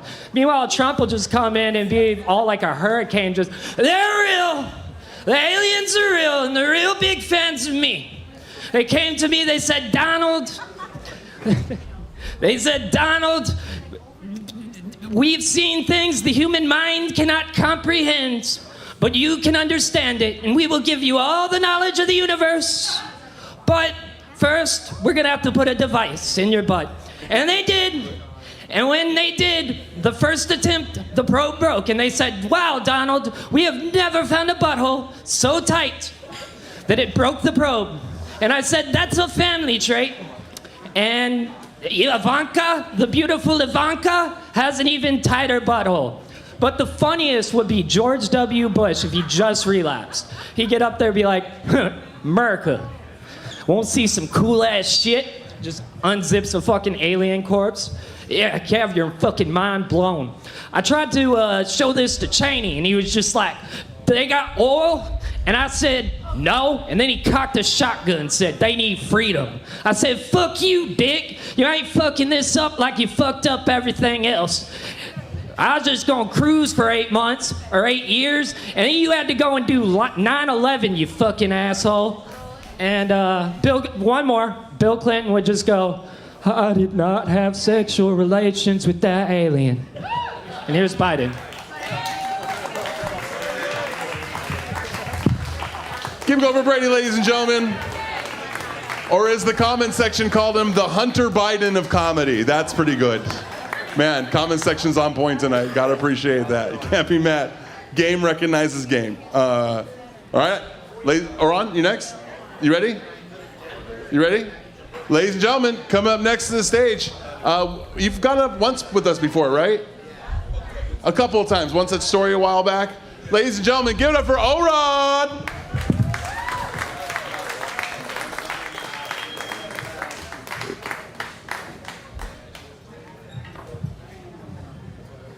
Hello. This story now, I want to give this guy here, bro. You took a lot of weight off my shoulders. Awesome comics. Chuck, where you at? Where Chuck go? Chuck, all the guys. When I first came to Maui, one of the first venues that I really could recognize as something that was truly creative. And my understanding of creative is a variety of thought patterns, experiences, and we can all come together and make something beautiful. These guys were doing it. It was a place called Threes that's down in a triangle, and I'm glad to still be a part of it. So tonight is story night. I wanted to tell a story about this concert that I went to. Y'all see this on my head? What did it say? Oh yeah, Thirdelic. When I got the invitation, we were all told that it was gonna be Parliament Funkadelic. But I'm not mad about it because this is how Maui do shit. Maui reminds me of Chicago. If you could take corruption and put a rainbow behind it, right? Like a cool drive, like fucked up traffic, but waterfalls. That would be Maui. And I appreciate it. I wanted to talk about that. I wanted to talk about when I say olfactory. You'll look that up after we're done. I'm gonna give you a bunch of shit to look up after we're done, because my whole thing is to reintroduce people to simple shit called books. I know with the modern, with all the gambling shit, when I say books, you think bookie. If you're an artist, you think, I need to get booked, but it's some different shit. So with it being telling story, I want to share this story with you. You do your research. My name is Oran Kenyatta. I am a product of Chicago, for better or worse. My comedy history goes back to Second City, and you already know me, but you don't know that you know me already. There's a joke. If I say A.A. Ron, who know what I'm talking about? Raise your hand if you know what A.A. Ron is. All right, if you raise your hand, you owe this to me. You owe this to me. So when I went through Second City, I went through Second City with Keegan Allen Keys, who you know from Key and Peele, right? I didn't understand why they were giving me a scholarship. I got a scholarship. I was just an open mic poet who could improv really well, right? They gave me a scholarship, and I want to bring this to your attention. It's some weird shit going on. This is a twofold story about Keegan Allen Keys. I know he got Jewish lawyers. He could fucking kill me. But I'm relying on the truth. This is the truth. If you Google my name, you Google Washington Post, Oran Kenyatta, Second City, you will see a story where I am spoke of as the newest comedy find of Second City, and I'm there at the same time with Keegan Allen Keys and Naima Funk. Look it up. Some of you smart motherfuckers already typing it in, but when you find the truth, don't hide it. Nudge the person next to you and say, he's telling the truth. So this joke happened. I wrote this when I got this scholarship to Second City, right? I got a scholarship to Second City. They gave us an assignment to write a story about something that happened to you in elementary school. So my name is spelled O-R-R-O-N. In 4th grade, because my parents didn't have enough money to send me south, because my parents wanted me to be the next Emmett Till. They wanted like to be proud of the family. So they didn't have enough money to send me down south that year. So they sent me to summer school because they got free lunch, right? In summer school, I sat next to a kid named Aaron. A-A-R-O-N. My name was O-R-R-O-N. We had a Polish teacher because Chicago has the 2nd largest Polish population outside of Poland. Google that shit too. So after you get through Googling my name and all the shit I'm saying, Google that, you'll see it's true. The teacher came up and he called me Oraron, pronouncing both R's in my name, and he called him Aaron. I turned that paper in, and that was in 2003. Washington Post will prove it. I don't have no hate. In fact, that's my man's, Keegan-Allen Keys. But that's the nature of the game. So remember, you don't have to give up your blackness and you don't have to steal jokes.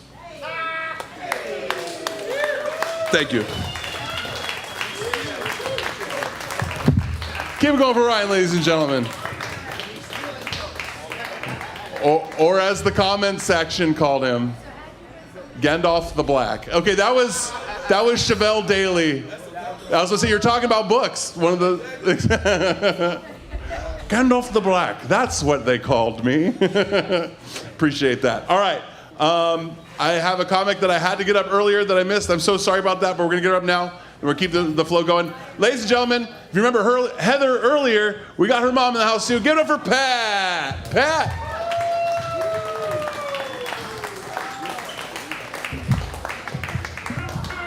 Can I hold the mic?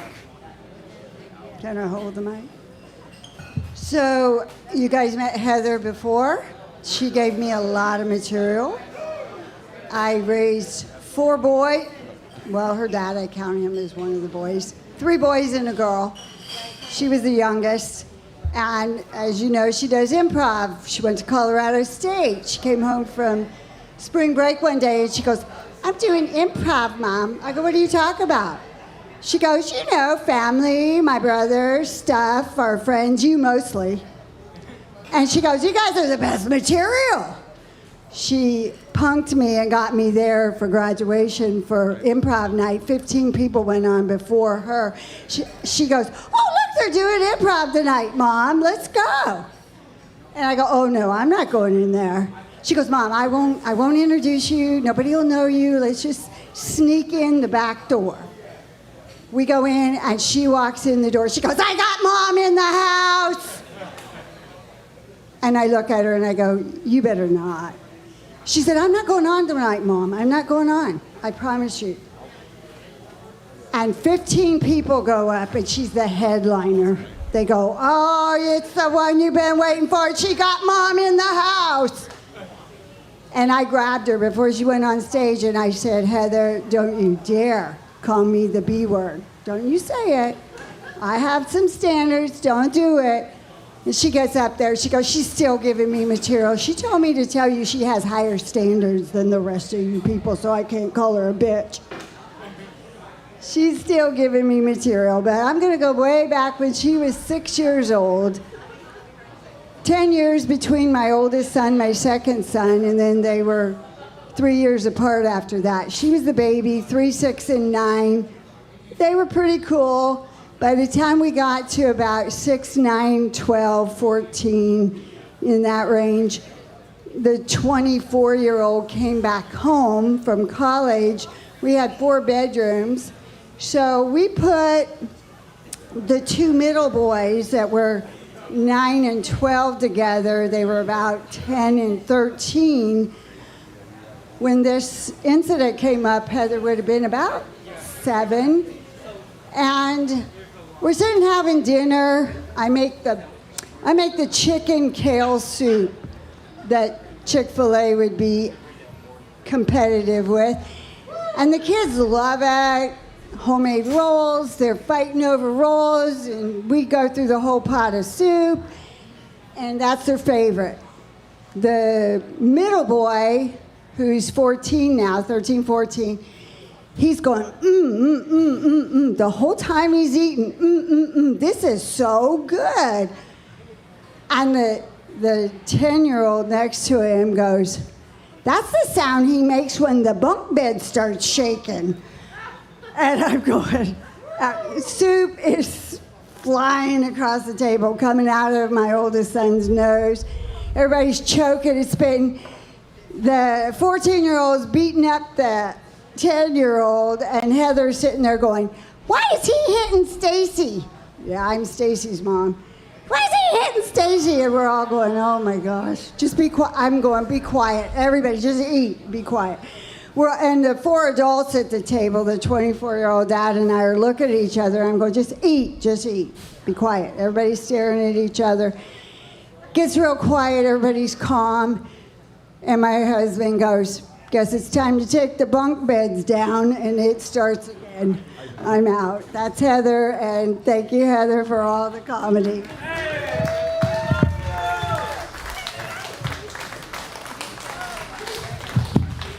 That was Pat, ladies and gentlemen. Keep it going for Pat. I don't know exactly what was said, but now I really want soup, and I don't know why. All right.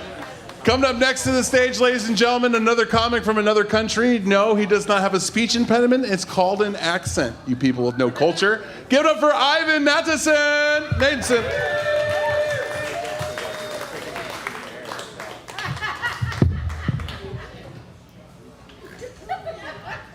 Thank you so much. My name is Ivan. I'm going to tell you a couple of stories. If you want to keep talking, that's okay. We can wait. Okay, sweet. My name is Ivan. I am from Argentina. People here think I am German. I'm half Russian. I'm half Italian. And someone told me, you sound Japanese. Basically, I'm the bad side of World War II. Thank you so much. Gonna tell you a story. After I was tripping on acid, I needed to check if my flight was open. After I was tripping on acid, I realized, okay, I want to start playing the trumpet, right? I don't know why. I just got a trumpet, right? In the trumpet, there comes a cleaning kit. And it comes with 2 gloves, like golf gloves, but like little like this. And in the manual, you can read how to put on gloves, which is amazing. I thought, like, this is everyone who wants to play the trumpet is stupid, right? That was my conclusion.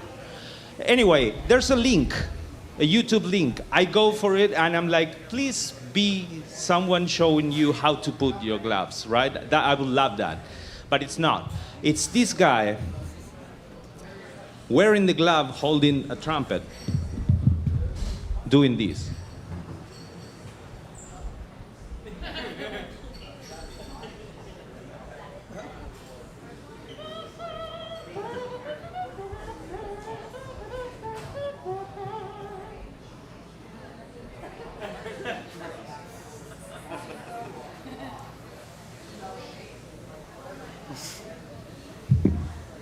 I hate this world. I completely hate this world because you don't see this in animals, you know? You never see a monkey A staring at monkey B watching bananas, you know? It would go something like this. This is monkey B.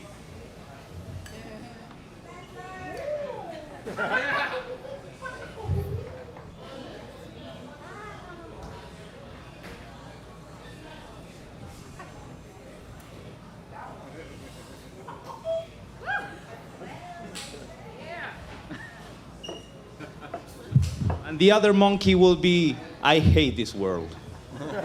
Fucking hate this world. We have to go.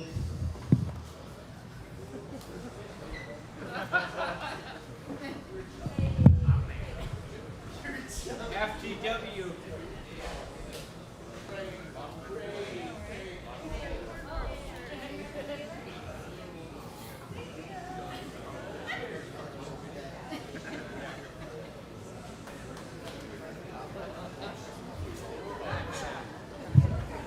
3 feet. I'm gonna tell you a little story about how when I went to Machu Picchu, and I was 18,000 feet up in the mountain, right? And you could see the nothing, like the nothing right there. And I was walking like this, and this is where the Mayans used to walk. And I'm like, okay, yes. And my father died, so he didn't say this. My mother said, you have to face your fears. Over and over again, you have to face your fears. You have to face your fears. I'm dyslexic, so now I fear my face. All right, my name is Ivan. Thank you so much. Keep going for Ivan, ladies and gentlemen.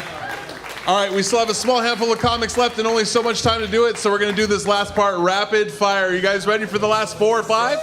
You guys ready? Ladies and gentlemen, coming up next to the stage, one of our favorites. Get over Mr. Cool and Luke.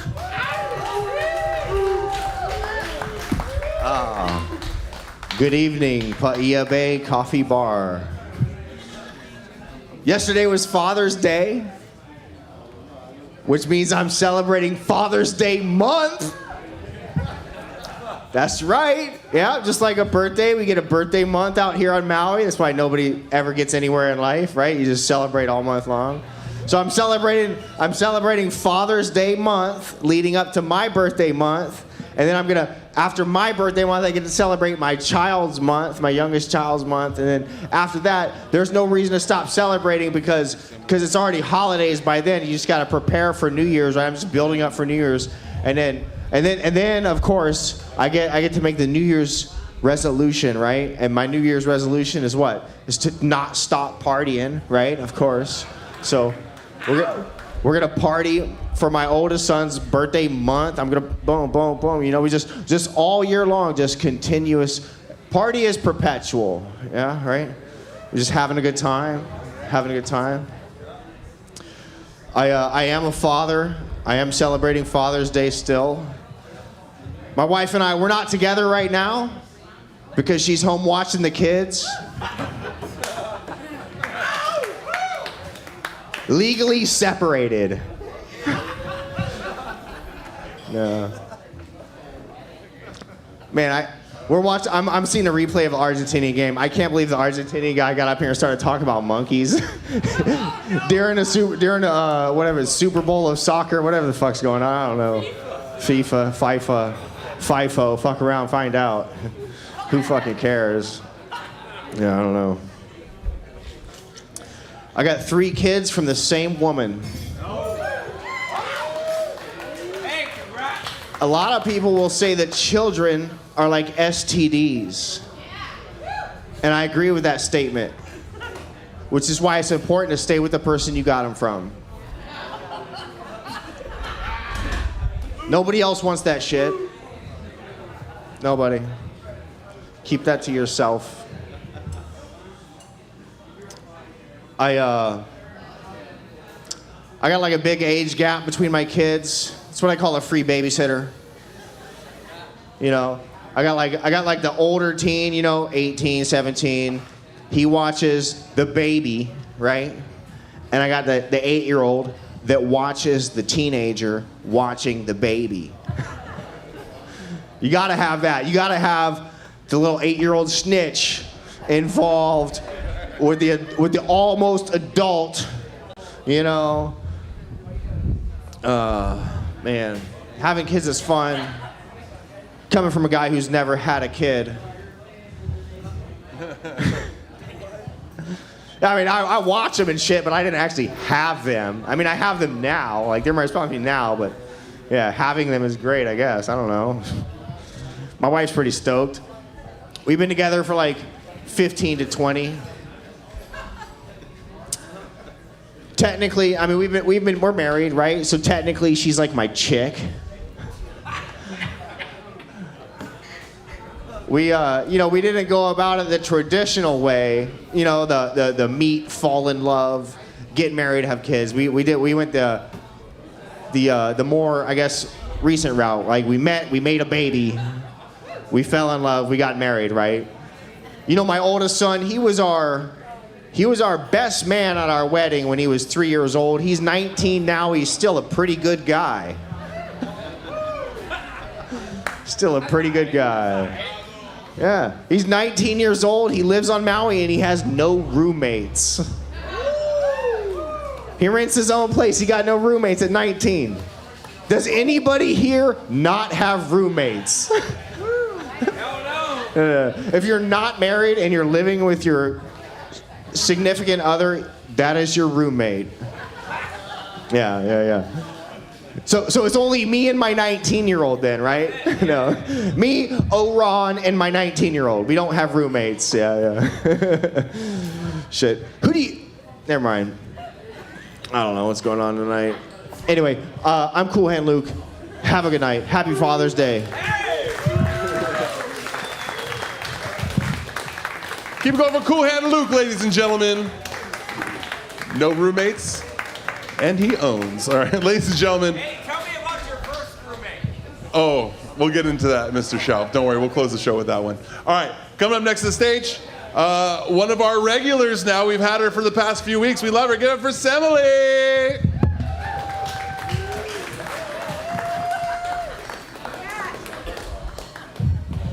Keep it going for Chino, soon to be rich and famous. Anyways, so many stories to tell. Should I tell you one before kids, during kids, or after kids? I don't know. Which one do we want to hear? Speaking of, well, there's this one time where I went to the park and I dropped my sister off at the playground, and I went into the car with this guy and I got fucked really hard. Never mind. That wasn't me. I promise it wasn't me. But yeah, I did some freaky shit before the kids, and I took this little tab that had a blue telephone on it one time when I was in college up at Santa Barbara City College. But I was living out in Trigo. Anybody been to Isla Vista, Santa Barbara? Anybody? No? Okay. Anyways, I was having fun at this party, and they had a band this is before when they were allowed to have garage bands. Since then, they haven't had, no more garage bands in Isla Vista. Anyways, I was on Trigo, and I somehow was taking this blue telephone acid trip. So I was all of a sudden on top of a roof, because I guess I climbed up the chimney. And I looked over to the left, and this band was playing, and I looked over to the ocean side, and they were playing this song called LA Woman, and it was then rising up over the LA was this big old full moon. And I'm like, whoa, that's such a trip.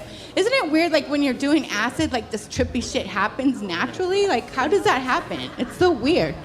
But anyways, and then I continued on my night, was riding my pink Huffy in the full moon, and I wrote a short story about that. But then I was all of a sudden, I looked down, and there was this street light, and I looked down on the ground, and there's this weird ass bug, and there was this weird buzzing sound, and I was so tripping out. I was like, what the heck is that bug? It was all shiny and weird shaped, and it was the buzzing sound from the street light, and I guess it was a potato bug. Anybody seen a potato bug before? I swear to God, I thought it was an alien, you guys, because it was buzzing, and I was tripping hard, and I was just like, whoa.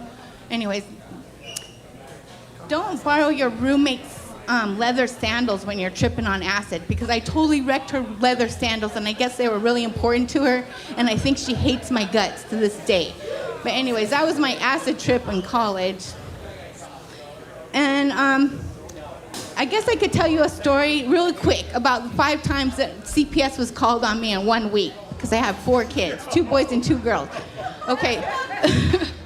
The first time they called the CPS on me was because I took my kid on the bus, and I dressed him up as a girl because we were riding to this party at the church, and we didn't want to be late. So we put a dress on him really quick and put his hair up in a ponytail, and then we went on the bus. And then the bus jerked or something, and he went flying and fell on the ground. But he didn't cry or anything, because boys are tough, they don't cry.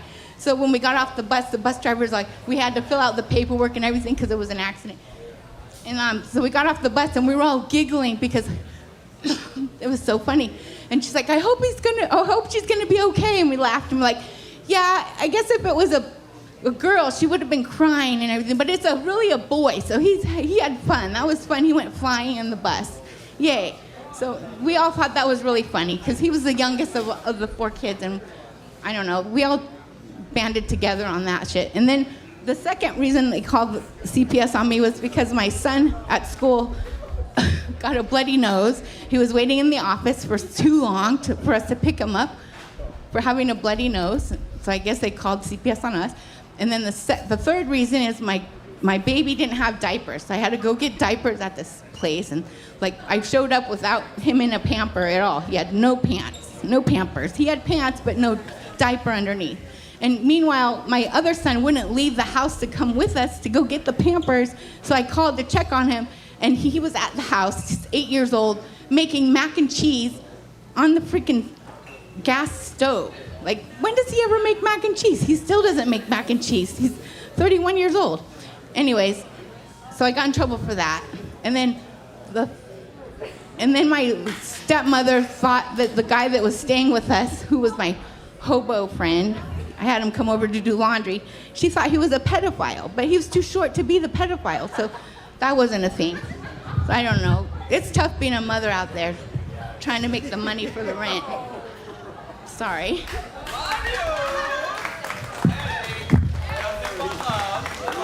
Assembly, ladies and gentlemen.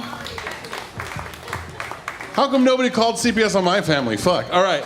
Ladies and gentlemen, Trisha Tradish is going to walk around with a tip bucket. Nobody charged you to be here tonight, so if you had a good time or you just want to help us out, throw a little bit of money there. The Venmo's on the front too, so no excuses, no bullshit. All right, ladies and gentlemen, come up next to the stage. I gotta set up the mic stand for him. Give it up for Mr. E.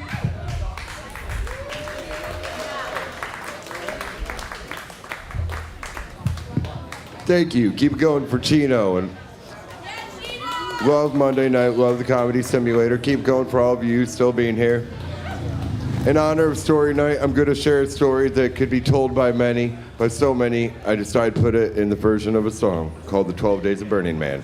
It goes, on the first day of Burning Man, you know what came to me? A whole camp with dysentery. On the second day of Rainbow, you know what came to me? 2 pretty, trippy, hippie girls wanting to smoke all my doobies. On the third day of Rainbow, you know what came to me? 3 greenhorns who have never blasted off from DMT. On the 4th day of Rainbow, you know what came to me? 4 glitter ponies, Spain Gene Plan Bs. On the 5th day of Rainbow, you know what came to me? 5 fish fans slinging Boncast LSD. On the 6th day of Rainbow, you know what came to me? 6 burner camps serving dumpster dive veggies, brown rice, and fried beans. On the 7th day of Rainbow, you know what came to me? 7 guys named Hatter, yammering, jibber, jabber, leaving moop and clatter, and clearly far too high on MDA and ketamine. On the 9th day of Rainbow, you know what came to me? 9 prefab DJs all playing the very same thing. On the 10th day of Burning Man, you know what came to me? 10 dark tards nearly hit by dark cars, crying that center camp is far too far. On the 11th day of Rainbow, you know what came to me? 11 Insta influencers, each with 1 follower on their main feed. And on the 12th day of Burning Man, you know what came to me? 12 dready fatties who were thankfully not recognizing me. Thank you. Giving it back, Chino. Have a good night, everyone.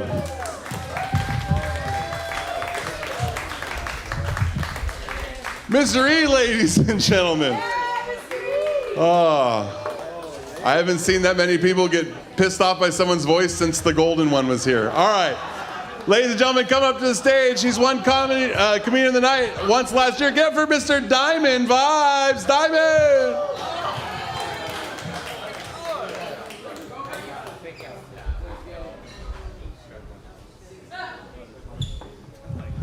All right. How you guys doing tonight? Make some noise. Give it up for Chino. Yes. I have a story for you guys. I go to Burning Man every once in a while. The last time I went to Burning Man, I was up for like, I think 4 days. And I ended up at the Sierra Nevada, the High Sierra Hotel. It's a big, nice place with a movie theater and a bowling alley and all kinds of shops, and it's a really cool place, you know. And I got up in the morning, and there was a taxi outside, and I'm like, hey man, take me somewhere where I can see some titties and eat some food. So this guy takes me to a titty bar. And so I get in the titty bar, and I'm eating all this food, man. I'm eating yogurt and steak and chicken and all the things, you know? And I get back to my hotel. I walk through the door, and I shit my pants. So I had to go up to my friend's room. I knock on his door, and I'm like, hey, Tom, let me in. And he's like, bro, what's up with you? I'm like, bro, I shit my pants. So I need to take a shower, first of all. Second of all, I need you to go over to the Walmart. I need shoes, I need socks, I need a shirt, I need pants. Because all my shit got fucked up at Burning Man. So I didn't have any clothes other than the clothes I was fucking wearing. Oh my God, this was so fucking crazy. So, as it goes, as of now, I'm actually dating again, right? And I meet this beautiful young lady. She's totally gorgeous. And we start to get intimate, and she tells me, D, I'm a lesbian. I'm like, you're a what? She's like, I'm a lesbian. I'm like, what the fuck? Okay, so one night, I'm having fantasy sex dreams about this woman. She was that hot, right? And, you know, I don't eat pussy. So she's trying to push my head down. I'm pushing my head back up. I'm like, okay, I'm gonna try this out. So I go down there and she farts in my face. You guys have a good night. Thank you so much.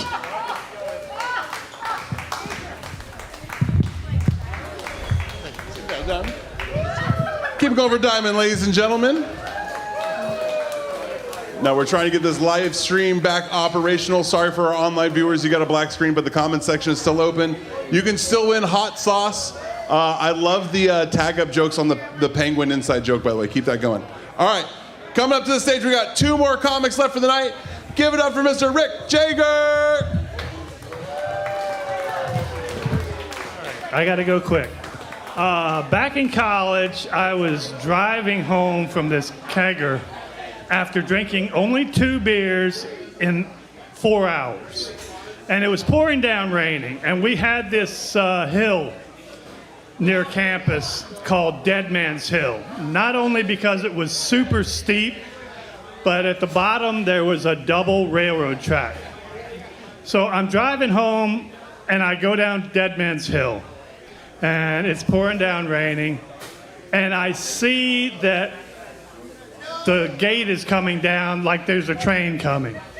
So I hit the brake and I immediately start to hydroplane. And I'm trying to steer, and it's like driving on ice, man. So I know that I'm going to go through this gate, and I'm going to hit this train.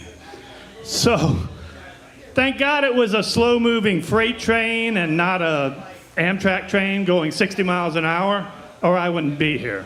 But anyway, so my 72 Toyota Corolla goes broadside into this train and gets hung. And the train drags me down the tracks for about half a mile. And I'm just sitting here going,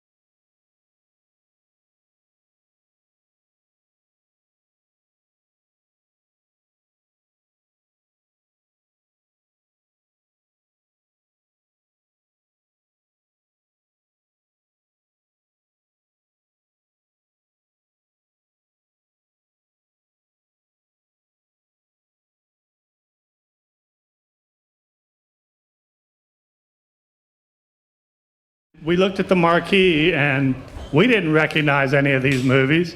So it was just a name of a movie and a time. So it was like New Sheriff in Town, 8 o'clock. The Wild Ones, 10 o'clock. So we pulled around, we paid and we pulled around, put the speaker on, and they started to run the coming attractions. And the very first preview they showed was for a movie called Deep Throat. Yes, you got it. My dad had driven his entire family to the porno drive-in.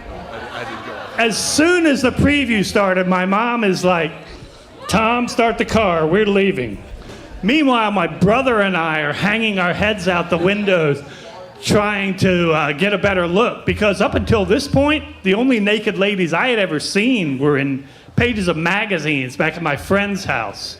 But these ladies were alive and doing things I had never seen before. Not only that, but they were 30 feet high. They were huge. You know, for the few minutes it took us to turn around and get out of there, my dad had become my greatest hero. Thanks, Dad. Happy Father's Day. Thanks. My name's Rick Jagger. Good finish, Rick. Rick Jagger, ladies and gentlemen. All right, we got one more comic left before we name the comic of the night, audience member of the night, as well as our live viewer of the night. Stay on if you've been mashing up the comments. I already know who I'm going to add. Viewers, write who you think comic of the night was. Whoever your favorite was, write their name in the comments. It'll add to the votes. Ladies and gentlemen, coming out to close out the night of comedy, another tall guy. Give it up for the Birdman, Eddie V. Boy, lucky thing that internet faded to black right about now. Whew. Man, Father's Day. What a day, right? I'm just going to share with you a quick little snippet. Someone in here probably saw the clip, probably everybody. If you didn't see the clip and you have more of a life, I'll fill you in.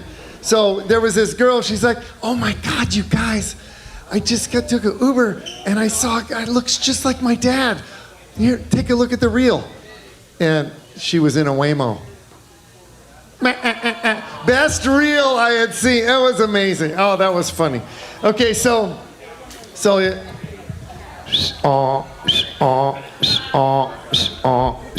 that's my backup siren on my car. Oh, donkeys, get out of the way. Backing up over here. I no more camera. I get one freaking 98 Yoda, so no more the camera.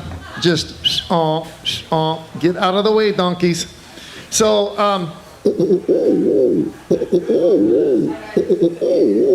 that's one Howley speaking pigeon.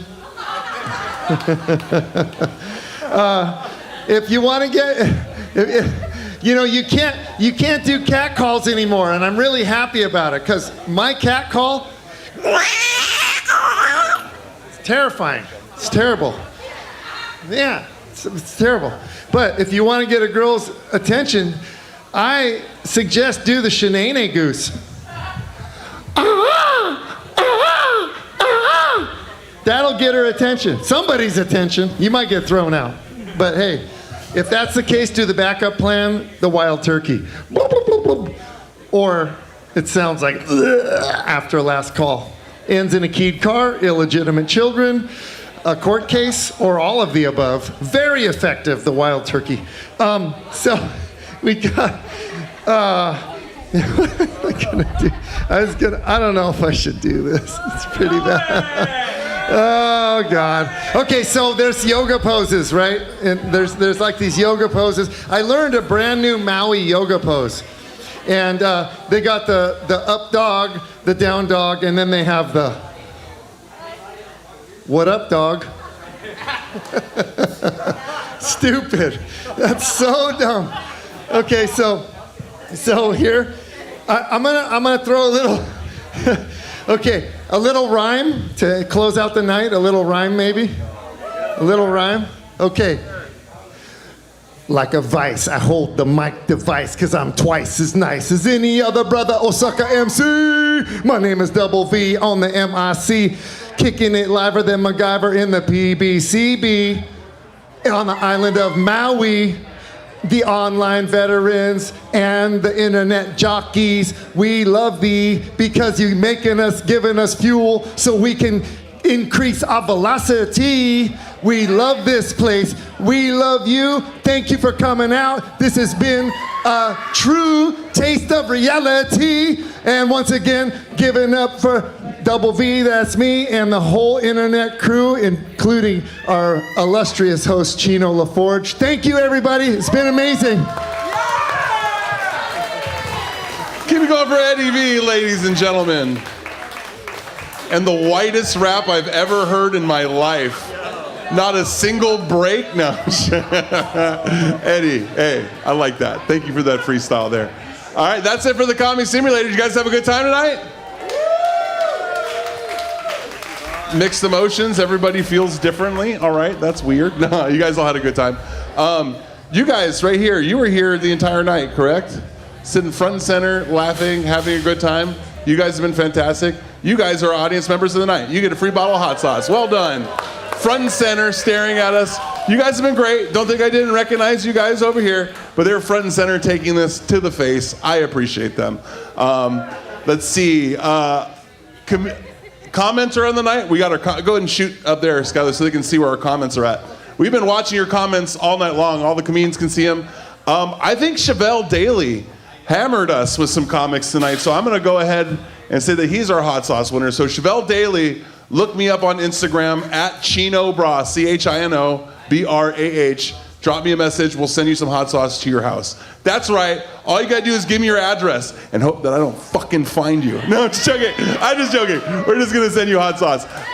Just ask Sancoma. Also, Allison Wayland. Allison Wayland, message me too. You've been a loyal fan for the past 4 weeks. Let's get you some hot sauce too. So find me on Instagram. Piggly Wiggly 58. Chino sucks too. Yeah, well, you're old. 58? Is that your age? That means you're like, what, 60-something? Dude, shut the fuck up. What are you still doing up? Didn't they give you your ice cream with Xanax yet? Go to sleep, you old fuck. Oh, I'm sorry. Some people were born in 58 are here like, hey, fuck you. Yeah, fuck me. I'm happy you're here. I had to get them. I'm sorry I had to hurt you along the way, but I had to get him. You have to understand it's collateral damage. Comic of the night. Who do you guys think comedian of the night was? Start shouting it out. What? Oh, I thought you said Pepperfucker. I'm like, how do you know my OnlyFans name? That's weird. I am the Pepperfucker. No, let's see. We had some online votes. We had a lot of pull for a few. You know what? I think it's going to be the Mattress King, Chuck Sauce, Chuck Thompson. What do you guys think? Is Chuck Comic of the Night? You guys think Chuck's Comic of the Night? I like it. We like it? It's good for me. Ladies and gentlemen, Chuck Sauce, Chuck Thompson, comic of the night for tonight. We hope you had a good time. Please get home safe. If you had a good time, tell your friends. If you didn't, shut your fucking mouth. We don't need rumors. Don't forget, headline show here on Thursday. We'll be live streaming it from the live stream as well. Thursday, starting at 7:30 local time. It'll go until about 9:30. Right on, guys. Have a great night. We'll see you next time. We're going to keep the live stream rolling, answer some questions. You guys have a great night. We love you. End simulation. We'll see you next week, or we'll see you Thursday. Bye.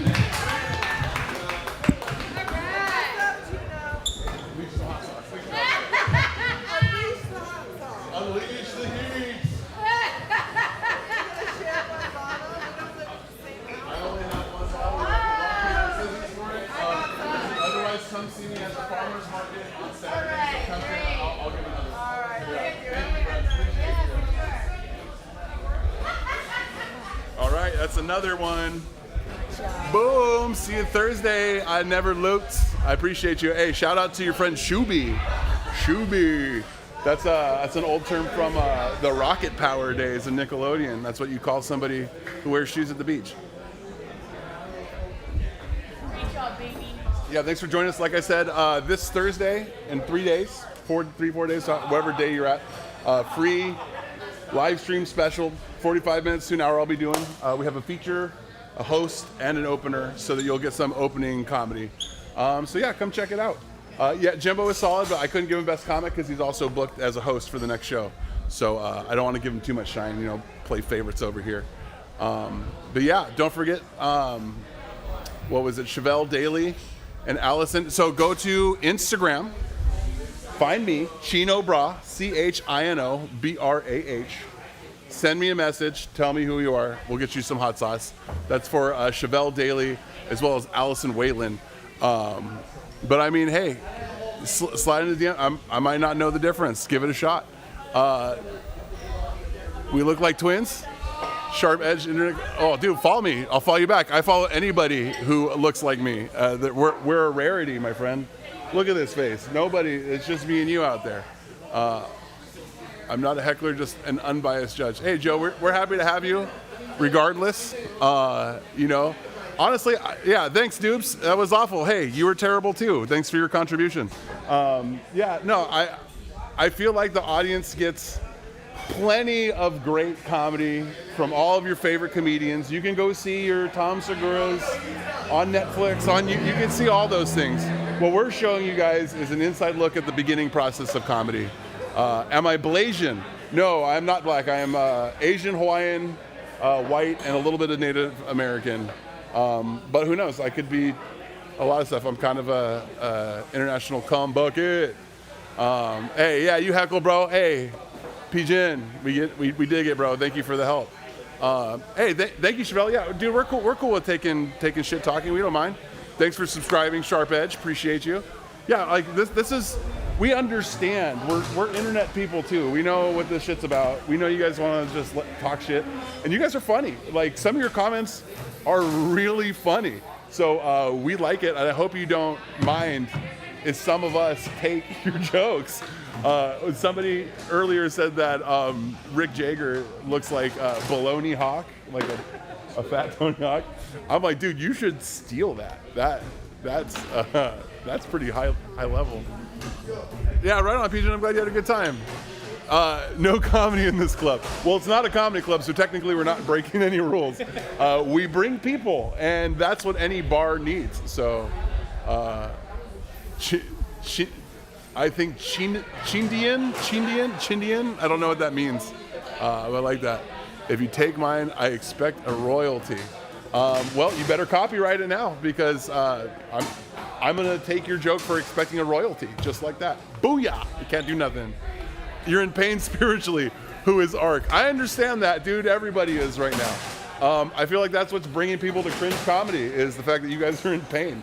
I don't know who hurt you, but I'm happy that you're here. Anyways, Hawaiian is not a race. From Batu. Oh, sorry, that was Bantu boxing world. Sure, that's a opinion. Your opinion is wrong and stupid, but you're entitled to that. And that's what the internet's for you to be stupid in public. And now that we have written calligraphy of that. Are we a bloodline? Well, we're connected to several Polynesian bloodlines, so Chino can't handle some words. I feel like that's what I'm doing here, Piggly Wiggly. Is that the first thing you sent since I made fun of you for being old? That took you that long? Man, how old are you? Do your kids have to show you how to use a keyboard? Are you typing by abacus? Man, that's a your opinion. I like that, Jimbo. Right on. Baloney Hawk is a fucking right. That's funny. That's funny as hell. Chino, please at least screen the materials. We want to stay longer and come back. So for the special, I'm only going to live stream it. I'm not going to keep it up for very long. Just because I'll only let you talk shit live. I won't let you do that in the Abra. Shit's too easy. That's good, Piggly Wiggly. I don't want to make it hard for you. You're probably fat. Thank you to the house hecklers. They did a good job. They did. Appreciate them. Hey, dude, appreciate you guys. He had to Google some roast in the chat. Only the ones that roast me. Notice how I'm being nice to everybody. I'm only coming for the ones that come for me. This is dollar store comedy. Exactly. You get it. We're not trying. This is disrespect to myself. How easy this is. Sorry you feel disrespected. I thought we were having a good time. And you're welcome, Bantu. Appreciate you. See, he gets it. Does Oprah come here? No, she does not. She says she lives here, but I'm pretty sure it's for tax purposes. Not gonna lie, I passed the vibe check. Hey, appreciate it. Hey, dude, I am a normal person. I've been doing comedy for a long time, and most of you guys haven't heard of me, and that's kind of how comedy goes. You either do this for a long time and everybody knows you, or you just get good at it for nothing. I could have been a doctor 3 times by the time I've been doing comedy. But who knows, maybe you guys might be the reason I crack into the industry. Maybe this is like what gives the propulsion, which would be awesome, but it would also like kind of kill me on the inside, because then I'd be famous for being an open mic host, and I feel like I could do better. How many years were I a pro skater for? None. I don't know if you see the size of me. I'm 6'4", 250. I break boards. Ellen should host me. Yeah, dude, I'd bust out the ditty. I'm into that.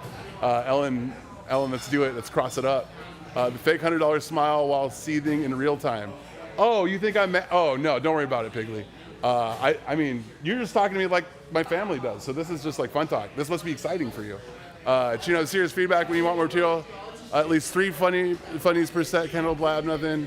I think you got great Thanks, Joe, appreciate it. I kind of do like the staccato of bad, too. I feel like, that's what people, shut up and make me, hey, you should have showed up earlier, man, show's over.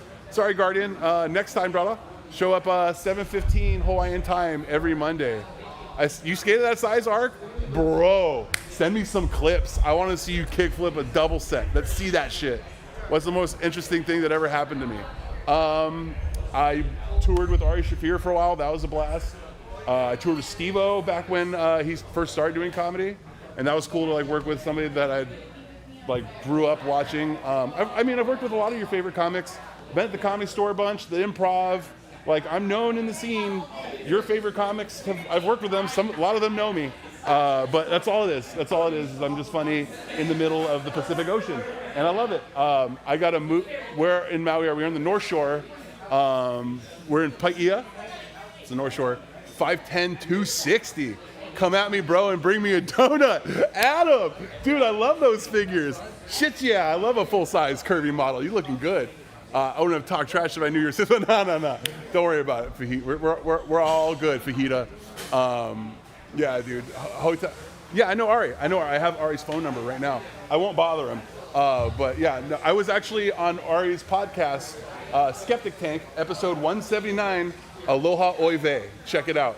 It was it was the episode that came out right after Ari Shaffir got canceled for saying those things about Kobe Bryant when he died. So nobody listened to the podcast. Everybody talked about how they were mad at Ari. Nobody talked about the awesome Hawaiian he had talking about Hawaiian history on his podcast.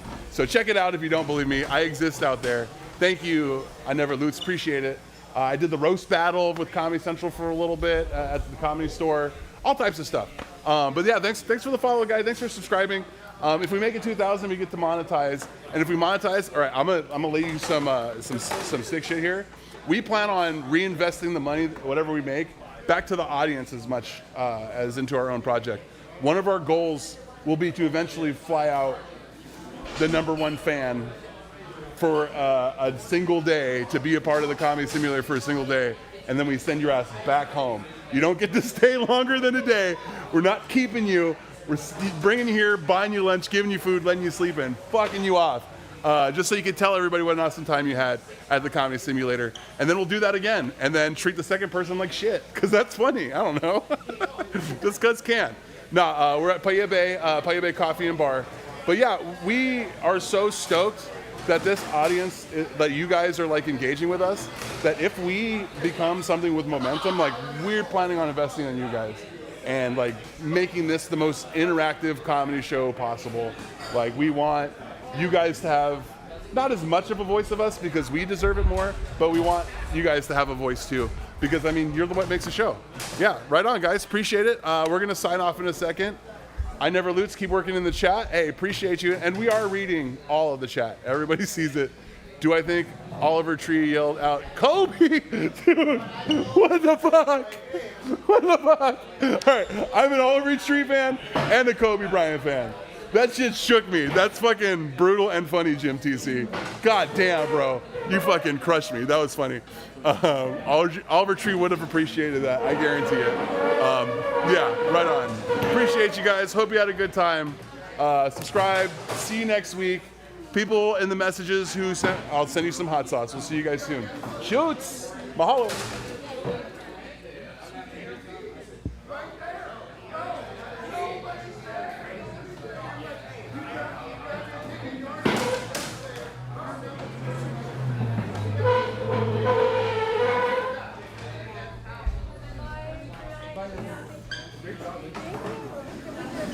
Absolutely.